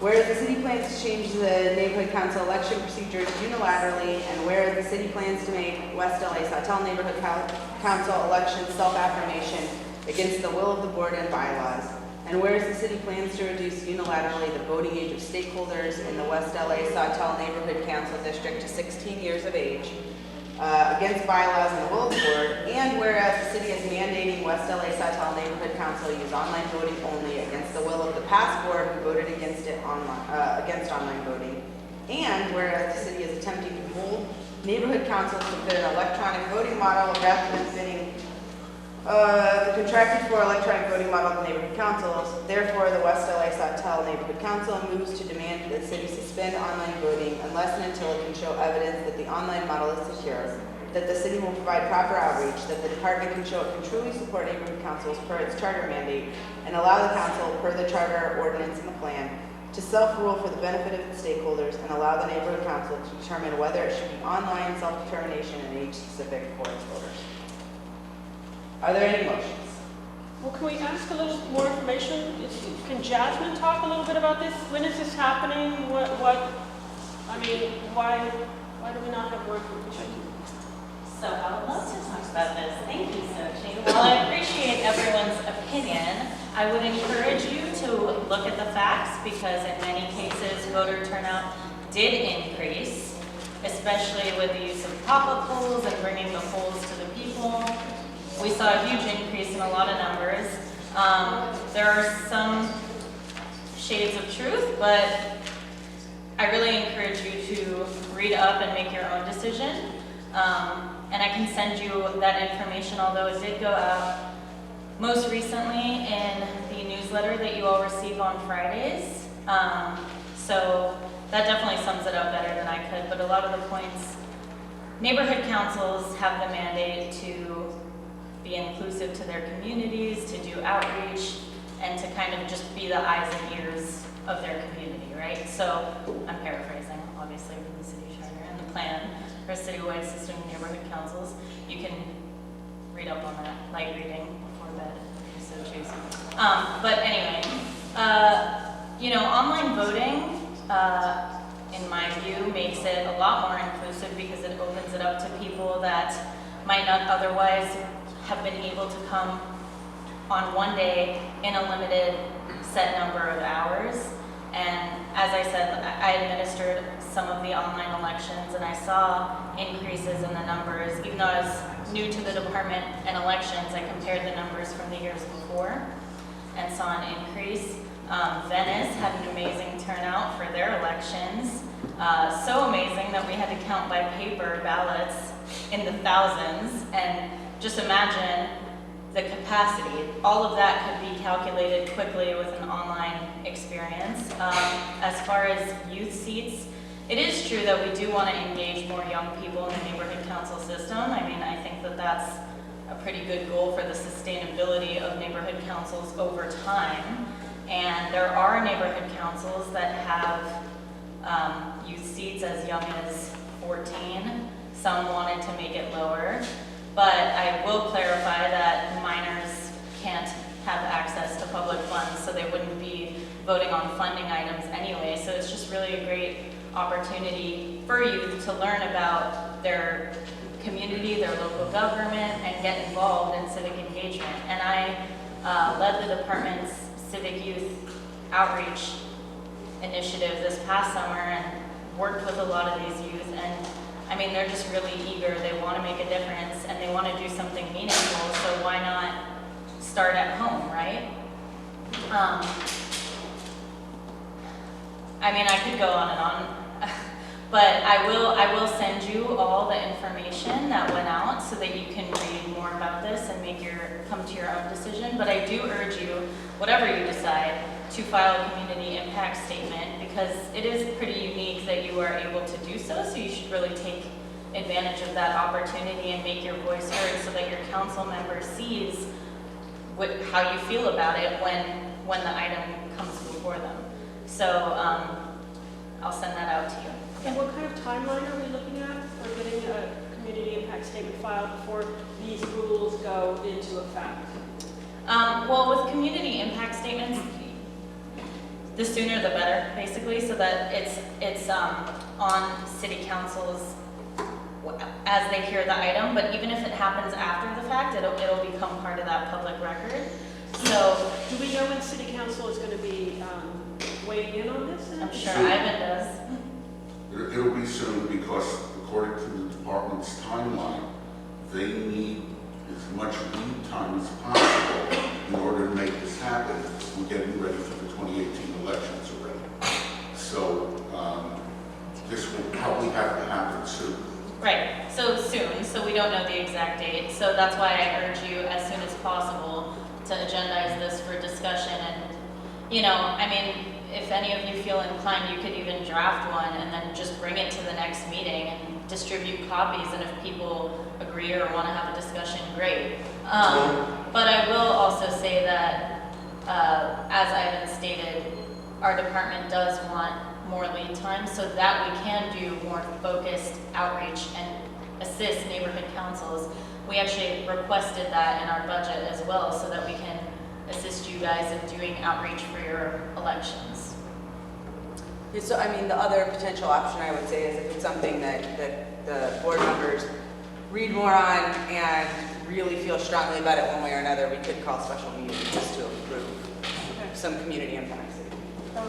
Because I have to say that a large concern is that what we've seen in the past is developers will mobilize voters, and that has affected neighborhood councils.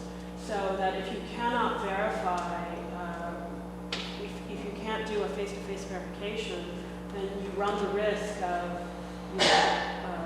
having people who really don't have a stake in the neighborhood the way the residents do, changing the outcome of an election, which is a really scary thought, especially because West LA is dealing with so much development right now. And, you know, having a super developer-friendly neighborhood council is going to help. So that's a scary thought to me. There's definitely like a rigorous verification process that happens with the online process as well. You can talk to any of the 34 neighborhood councils that did online voting. And I had to verify some of it, collect the data, like input it. So it is a process and people do have to produce this. It's the same requirements. But see, and that's also dependent on the bylaws. So there are neighborhood councils that are just self-affirmation, and they do that because it's more, it's just more inclusive, and it just makes the process run a lot smoother. Like, hey, I'm Jasmine, I live down the street. Great, and so for the councils that require the documentation, I've worked polls I've done online, and I've like the pop-up polls and the physical polls with paper ballots, and the ID requirements are the same if the neighborhood council requires them. One of the proposals. Sorry, Ivan, this is not public comment. That's out of order. You can speak at your 2 minutes. Your proposal. Ivan, you're out of order. Greg is on the board, and he has a comment. So essentially, if we accept this, it's a standardized set of rules for elections that we would have to then accept, correct? So like everything that you propose of the voting age, the type of process for whether it's self-affirmation or documentation, online or in-person polls, all of that would be kind of directed by the department to us. So the department has made recommendations, and the neighborhood council can also make recommendations. So you can say, yeah, I accept that online voting might be a good thing to try by 2020, but this is how I feel about the age, or this is how I feel about whether it should be self-affirmation or documentation. You can make your recommendations, and that's why, whoever you agree with, I want you to have your own opinion, but then voice it. File that CIS and say, I agree with X, Y, and Z, but I don't, or I suggest this instead. That's even better, instead of just saying, no, I don't want that. Well, say what you do want. What about a subcommittee? I'd be willing to be on the subcommittee to reach out to the other neighborhood councils who have used it, to try to find as much information as possible. And I don't think we have Gracie's last email said this is time sensitive, and to file a CIS and agendize it as soon as possible. So I feel like we don't have time to do a committee, and even I think we need to just vote on it. I think getting a special meeting is going to be difficult. We have difficulties getting quorum now, so I think doing a special meeting is probably not I mean, if we can all promise to show up, that's fine, but I mean, I think we should vote on, I'll have a motion to approve Jay's. Is there a second? Well, I disagree with the age limit. I think the children, 16-year-olds, bike in our neighborhoods, they walk in our neighborhoods, they're more likely to be hit by cars, they're more likely to be dangerously maimed in traffic accidents. I mean, that's true. I mean, those studies have been done. And LA is a particularly dangerous place for pedestrians and for kids walking to school. So I personally think that up to 16 is fine to vote. Well, so we have a motion that has been moved by Greg, which was the motion that I read from Jay. Is there a second on that motion so we can discuss? Okay, so we've got a second. I think Sochi's point is well taken. I don't mind the 16-year-old age limit. That's only, I mean, I don't like that part of the motion. Because I think that including 16-year-olds, I find to be useful and reasonable. And I don't think I have a problem with the age. I have a problem, I think I like us figuring it out as a board what we want to do versus done saying, here's your template and now you have to come back to us and tell us what's wrong. We should say, here's what we want to do, and then let Dunn approve that, which is not, now it's coming kind of in the, it's coming in the reverse order where Dunn's saying you have to do this, and then we would have to go back to Dunn and say, no, we don't want to do that. And so, well, this is why I encourage you to read and come up with your own opinion instead of letting somebody put words in the department's mouth or make inflammatory remarks that may have some truth to them but are not entirely true. So I hear you, and neighborhood councils, I mean, I love you guys, you're awesome. Why do I work for neighborhood empowerment? Because empowerment's my favorite word. Like, I want to hear what you think. I want to know what your opinion is, and I would love to hear your recommendations. And that's why I encourage you, if you have something better or something that you think would work, great, tell me, but don't just say like, don't do this or don't do that. Same, you know, it's the same thing. I think we did do that in our bylaws. The way our bylaws are written is our way of saying this is what we want to do as a council, right? So like, if we accept your proposal, we would essentially be removing our election process and our bylaws and just inputting your process.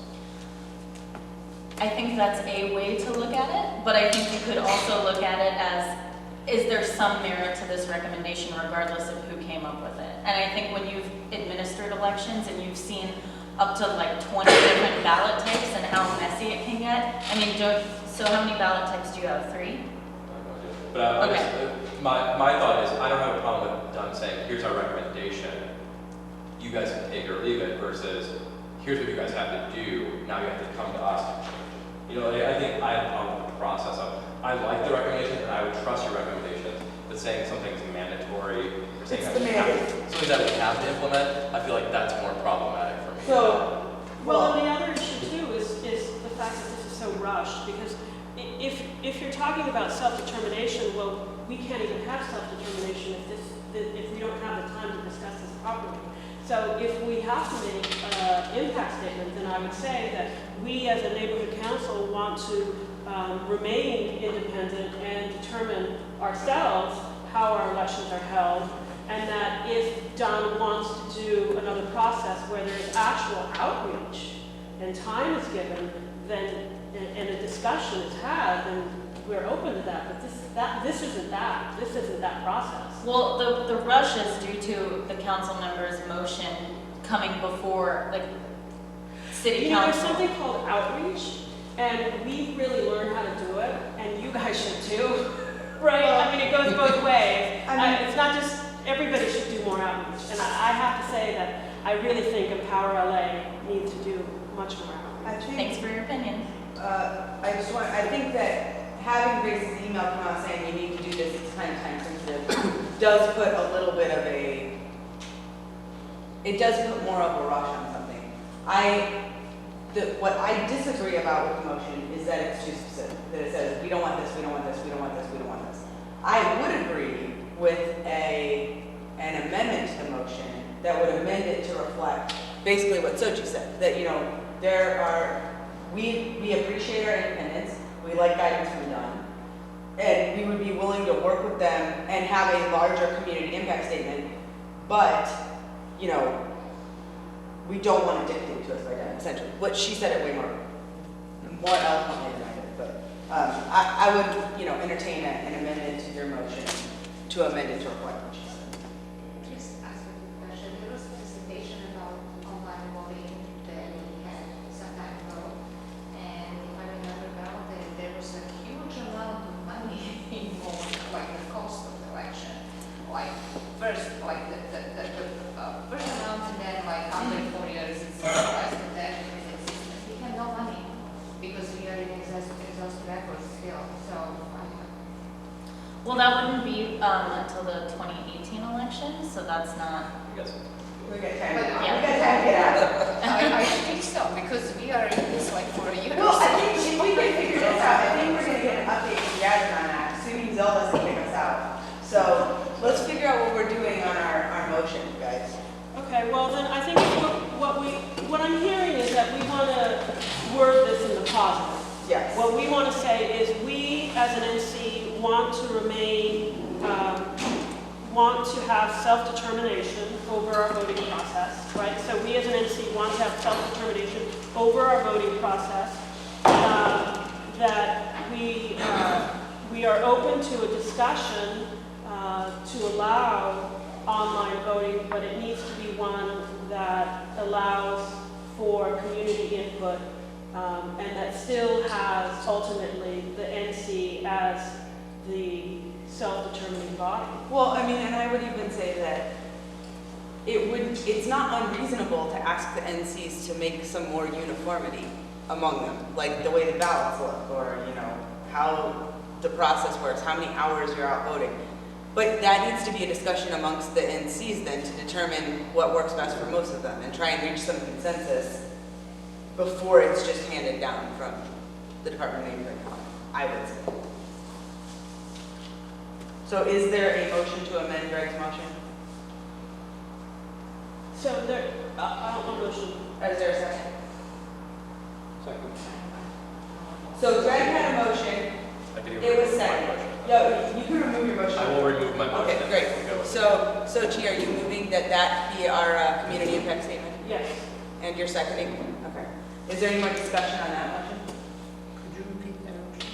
Can you repeat it, please, Sochi? So we, as an NC, want to ensure that we have self-determination over our voting process, that it is important that we maintain that we are open to more uniformity in the voting process, but it needs to be,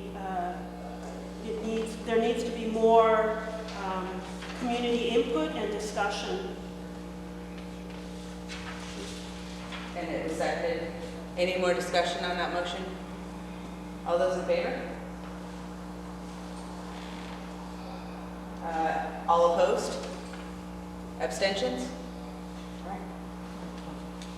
Okay, so another agenda item to cross off. Do we have any public comments for items not on the agenda? I do want to apologize. I made a big mistake. I thought next week was the first day of February, and therefore it would be a plum meeting. I apologize.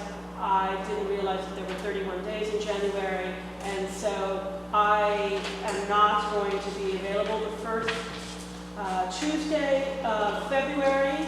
So plum planning and land use meeting will be moved by a week, so I just want to let everyone know that. So it's gonna be at 16? Yes. That's Valentine's Day. Oh, God. Okay. No, you know what, the Valentine's Day, it's the worst day for traffic if it falls It during is, the week. yeah. It is a nightmare. It's actually 16. Okay, well, Okay, so I'll figure out another day, not Valentine's Day. okay.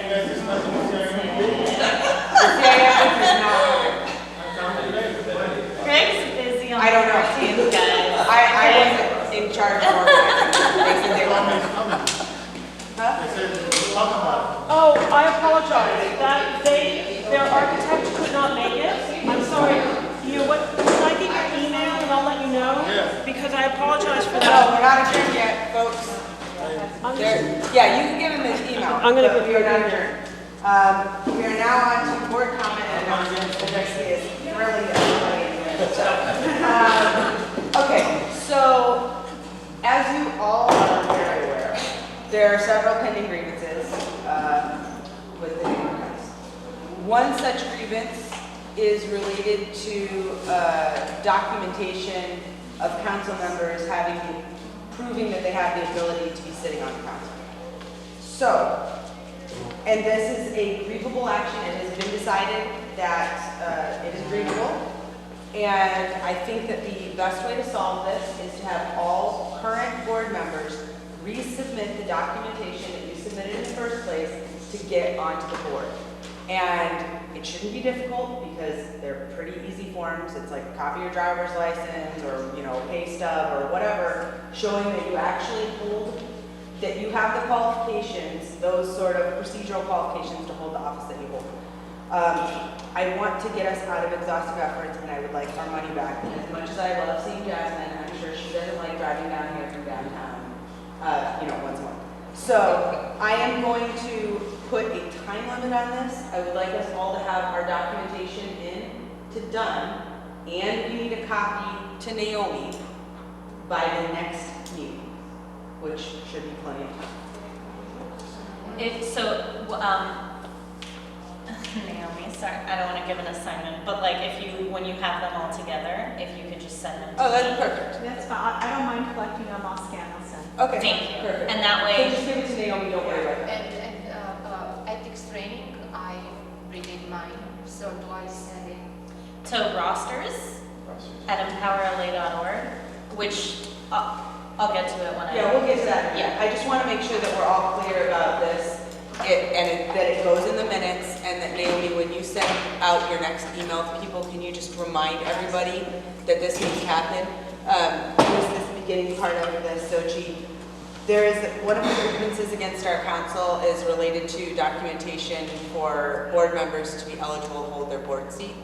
And so it's grievable, it's something that we can prove and get out of. So by the next board meeting, we all need to resubmit our documentation to Naomi to show that we're eligible to hold the seat that we're holding, and then she's gonna submit all of that to Doug. So that hopefully will take care of that grievance. Right. And we'll have everybody do it so that we all know that we are who we say we are. And then the person that filed the grievance needs to be responded to. Right, obviously, Yeah. And so, The grievance. Griever. well, it means that, so like you can't have, well, sometimes, and that's part of the issue. The stuff that you submitted to get on the ballot in the first place, whether it was like your electric bill, or your driver's license, or whatever it was that you submitted, make a copy of it and send it to Naomi. Huh? Yeah, just do it again. Yeah, just- Is there a form to fill Well, out? we can actually, we can get a list of things, right?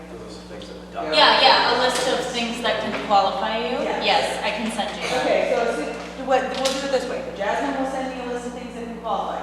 I will send it out to the entire board and remind you to send back whatever your documentation is. So what? I think for residents, it's probably the easiest Yeah. because it just has to show proof of residence. Right, so you can be, Isn't the driver's license proof of residence?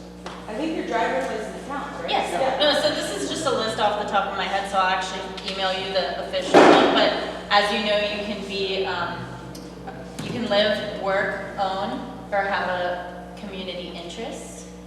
If you live, then it's, So you have to have more than one? no, you can have any of those. Yeah, you can have one, you can have multiple. Right. But you actually do have to show that, so if you're a business, but you also live, but you're sitting in the business seat, then business is what qualifies you. Right. Because you're in a business seat. If you live and you own, but you're sitting in a residential seat, just, you live there. Which I guess usually you own where you, whatever. One of those. You want your driver's license anyway. Well, yes, but like licenses could change, addresses, so like a bill, like a DWP Yeah, so bill. I did mine with my driver's license, for example, and what I had to do was give my driver's license and then I did a DWP. Yeah. Or some other, So, and this is the way it is with elections too. That's why we ask for 2 forms of ID, because, so it's Jana, I see the ID, the photo and the name, oh, that looks right, and then I see the DWP bill, matches. Yeah, so I just wanted to put that out there. The other thing is that I am going to try and work up procedures for the office stuff this week. So getting codes for the copier, I don't know how to do that. I know it can be done, so I'll figure that out. Who can use it, when it can be used, etc. I'm going to email that to everybody. That is not like the law of the land. I'm looking for input when I send it out. It's just a starting spot. So, but by the next meeting, we need to have a document that we are ready to like approve. This is it. These are the policies and procedures. I also did draft the strategic plan and did not print it to bring with me. So, yeah, and I think I didn't attach it to my email to Naomi. So, I'm also going to send that around next week. Again, that's not like a drop-dead document. That was a working document. So add stuff to it and let's be ready to like approve it, strike items off, add items on, whatever next time. So those are my announcements. Any other grievances or? Well, I think she's gonna have updates for us on that, but that was the one I want to talk about. Yes, Naomi. I have a quick announcement, or two actually. One is our council talking about future, stakeholders and leaders. We have to start with our schools, and with our Board of Education, we have an opening that, as if you've been following the Board of Education, I think Steve Zimmer, who's the current, I forget his title, superintendent or something with the Board of Education. He is up for re-election. I think there are 3 other candidates vying for the position.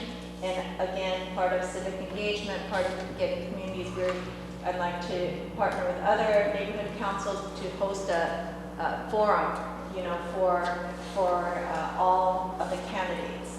And so there is a forum scheduled in February. We are invited to have a table there, to participate, so I would like to, I believe it's either Playa or Del Rey or Mar Vista who is taking kind of a little bit of a lead on that.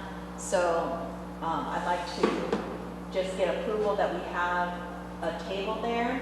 We can pull somebody to have that, and then to let the community know that this is happening for everybody. It's for everybody. Does that sound okay? Do we need a motion, or can we just do outreach on that? I don't know if I can go, but I mean, you can have a table. I think, we can probably put somebody, Somebody can go, but you can post it on the website. Oh, yeah. Okay. I have one more quick announcement, if that's okay. Did anyone have any questions about that? The candidates forum, that's the word, sorry. The second one is on, it is the Chinese New Year coming up, for those who, or the Asian Lunar New Year coming up.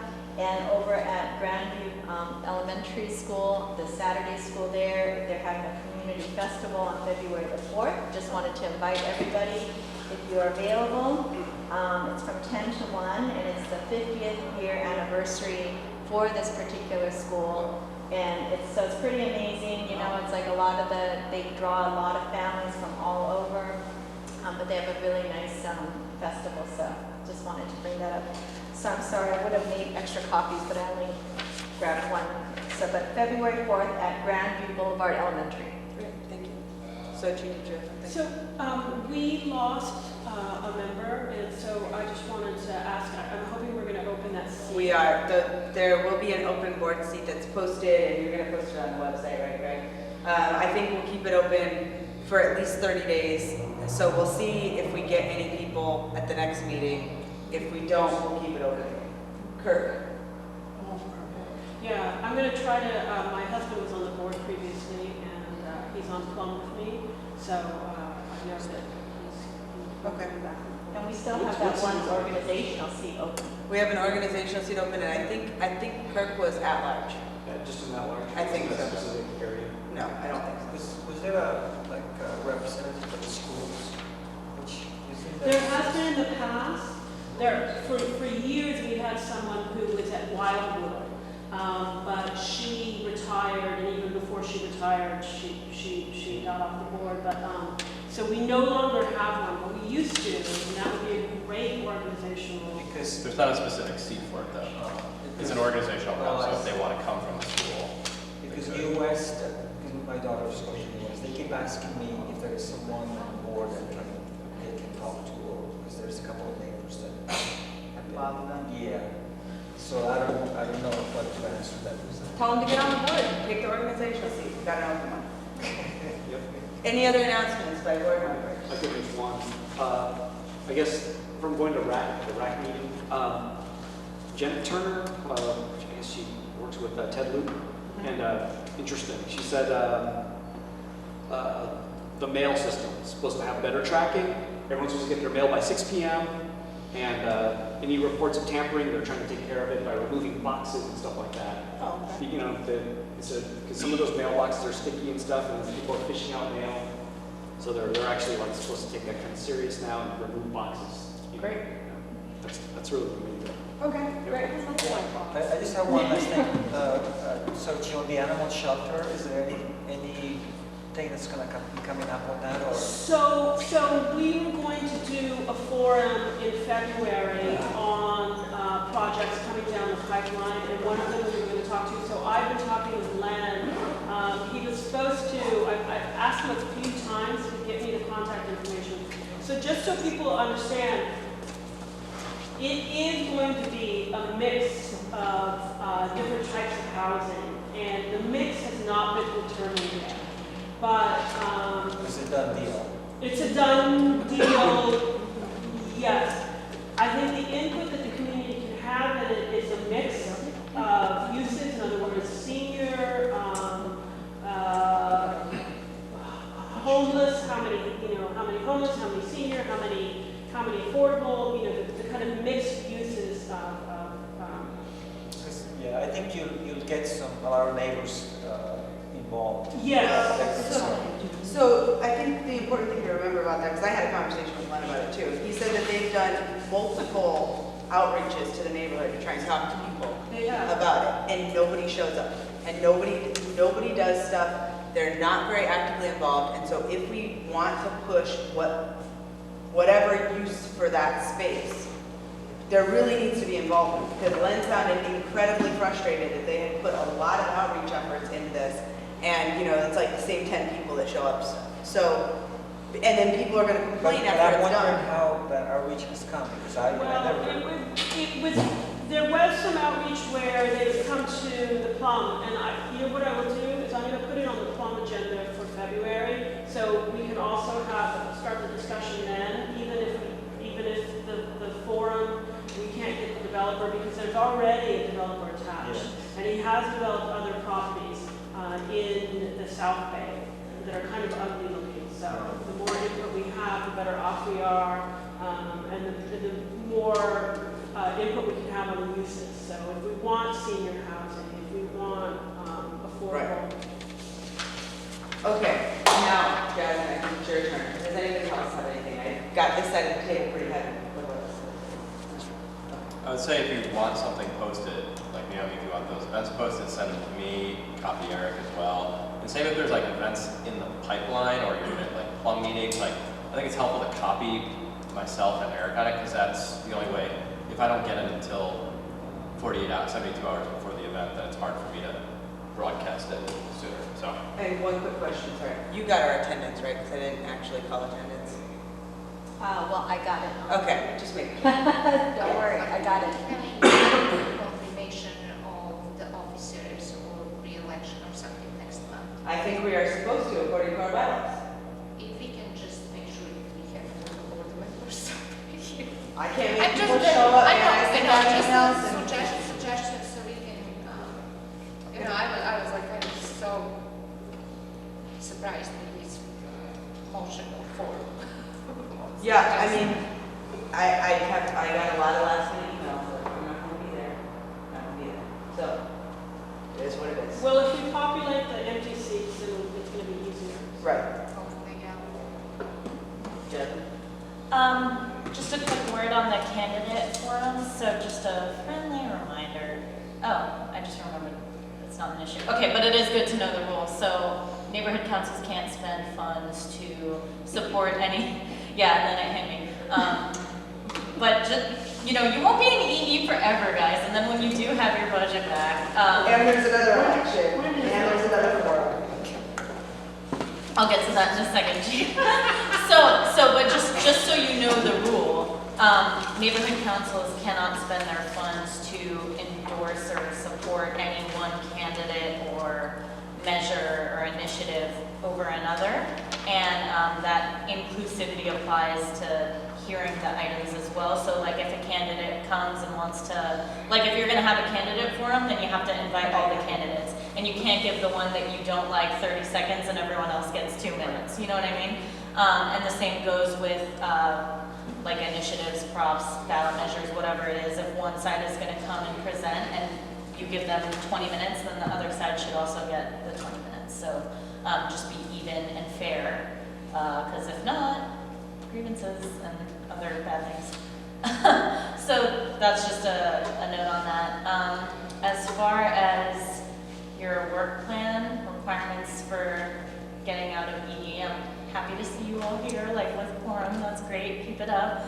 As Jamie mentioned with the policies, that's really important by the next meeting, that you have your policies in place for how your copier gets used, your office, like everybody should have their own code, and there should be rules about who uses it and for what purpose and when, and the same goes for the office. And also, if you could add to that an audit of keys, who has keys and who doesn't and needs them or whatever it is, and what is the office to be used for? Like, can I go do my taxes there? Can I take a nap when I'm tired from West Side traffic? Like, what is the rule? And then shoot that on over to Greg so it can go on the website so it's clear. You know what I mean? So that's kind of just, housekeeping items. Your roster. I discovered this when I was trying to call you all about your code of conduct. So a ton of you had already done your code of conduct, and that's great. But for those of you that I had to follow up with, and we had to do this for like 1,800 board members. So it's really a great way to get through the list. I made lots of phone calls. I'm surprised my ear is still attached to my head. But your roster is super important. You guys have public funds. You have access to public funds. We need to be able to get in touch with you. And some of your board members either don't have phone numbers, and that's why they ended up getting removed, because nobody could find them. No one could get in touch with them. And so they did, like, if they're not checking their email, how are they going to do their code of conduct? Addresses, a lot of, you guys have the same address. I think it's great that you're all roommates, but like, it's not public data. It's on the back end so that we, like, Jasmine knows how to call you. Even, that's why there's a place for your public phone number and your private number. So, you know, a bunch of you have the number of West LA's office listed. So I'm trying to call you, and then it's Jay's voice on the recording, like, hello, you've reached West LA's neighborhood council. You know, I'm like, okay, that's great, but I need to talk to you. So please, Naomi, I don't want to say I need an updated roster, because I know you gave me one, and it is updated, like, but it's not accurately reflecting all of your numbers and your emails. So we really need those. The only thing that I ever collected was really the emails, because I think when I first came on board as a new board member, I know that Jay had gone around getting everybody's information. So I actually don't have a template or anything specific. I have my emails, and I have most people's phone numbers. So we have a template. I never ask for people's home addresses. Okay, we have a template online under self-serve. Well, yeah, I've seen that, but I didn't know that. I thought it had already been submitted prior to, yeah. Right, Well, I can send that around actually with the policies. right, so if you guys can please just, and like, the stuff that you want to be private, put it in the private column, and it's private. It's not public, it's not going out. If someone calls me and says, I want to call Greg, I'll be like, sorry, his email address is on the website, and it's his public one. It's the one that goes to his West LA stuff. So I'm only using your numbers when I need to, like, call you, and how often do I call you just to chat about my feelings? Like, it's for a purpose, you know? So roster, that's super important. I will tell you, just because, honestly, I personally don't care, but I know that some members will care about sharing their addresses. You know, I'm just speaking on with, I think there are some members who have shared with me that they will never give their personal addresses, even if it's used in a private manner. Wouldn't that be in the documentation that she's asking? Oh yeah, it's all there anyway. Right, it's all there anyway, so, I mean, that's true. Okay, you guys are that's submitting your that. IDs, and, yeah, so, I mean, yeah. But I think some don't want to share it with other people on the board. I think that was what I was trying not to say, yeah. Yeah. Well, she's not on the board, I'm not on the All board, right. exactly. All right. and I'll keep it confidential. So, that's for your housekeeping stuff, mostly. I meant to say mostly, then I started to say mainly. Anyway, I'm sure you're all curious about your investigation. Your investigator has been hired. That is the update I have for you. That doesn't mean that not more has happened. It just means that what I have heard is that your investigator's been hired. It's better than nothing. Right. What does that mean? It means that someone is investigating your We're case. being investigated by them. I know, when you see this, like $30-something thousand for investigation, very soon it's gonna say zero. Yeah, exactly. The investigator got rich. So, Did you guys shop around for a good price, or?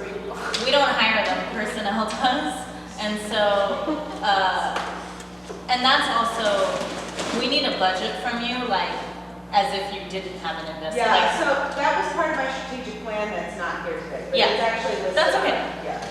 And so with your investigation, you won't actually know how much it was until after it's over, and then you'll get all that information, and so will I and the universe. You know, can I ask you a question about that? So what happens if the investigation costs more money than we have? Does it come out of our next fiscal year? I don't know.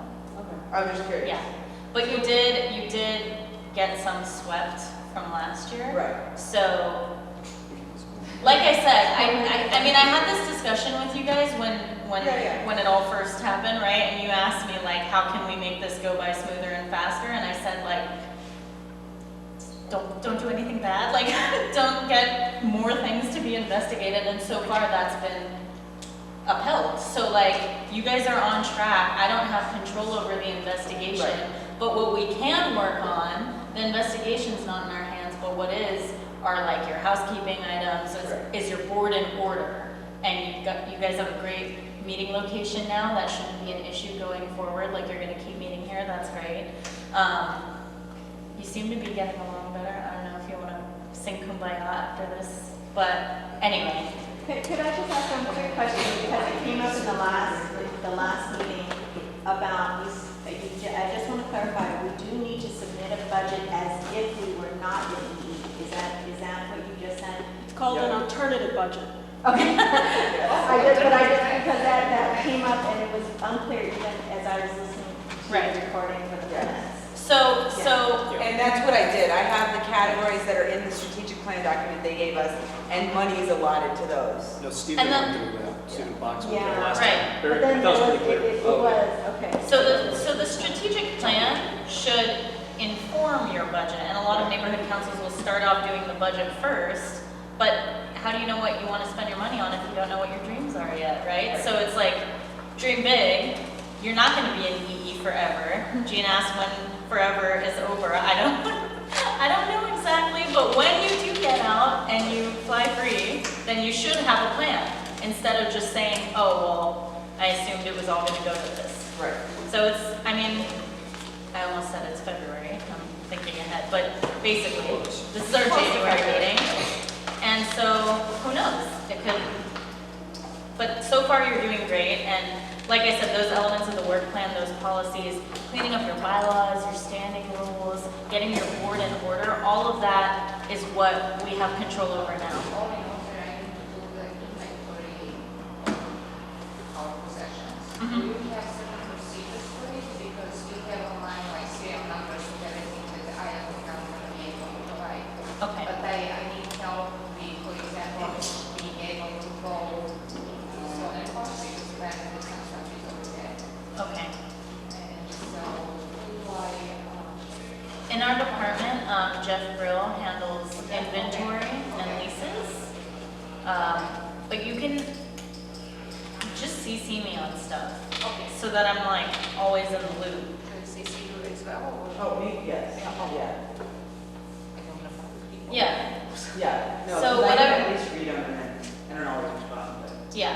So while you are in exhaustive efforts, like mainly because of the investigation, it's also a great opportunity to fix what needs fixing. And do it so well that you never have to go through it again, right? So this is the opportunity, like I said, we don't have control over the investigation, but we do have control over our housekeeping items and making sure that our board is totally in order. And then that way, as soon as you've met all the requirements of your work plan and the investigation is complete, then it's, you know, it's done. All right, well, the motion is in order. Is there a second? Any opposition? Oh, that's good. Can I talk to you for a second? Greg, you're busy on the 14th, huh? This guy's asking, is the homeless count for 2 nights or just tonight only, or is it still going by chance? Tonight, on the west side, yes. I don't know if they need any more help. They'll do another one. Here? No, they're doing the west side counts tonight.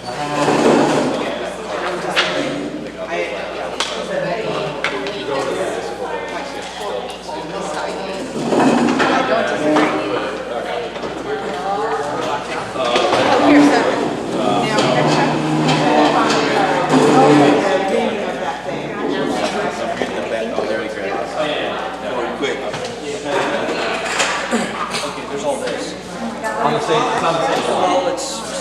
I'll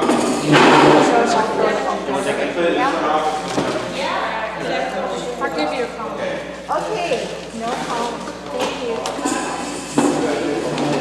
Just kind of tucking them in and the extra. I think it's open over here. I don't know what's the matter with that. Oh, I don't know how to. Thank you. Okay.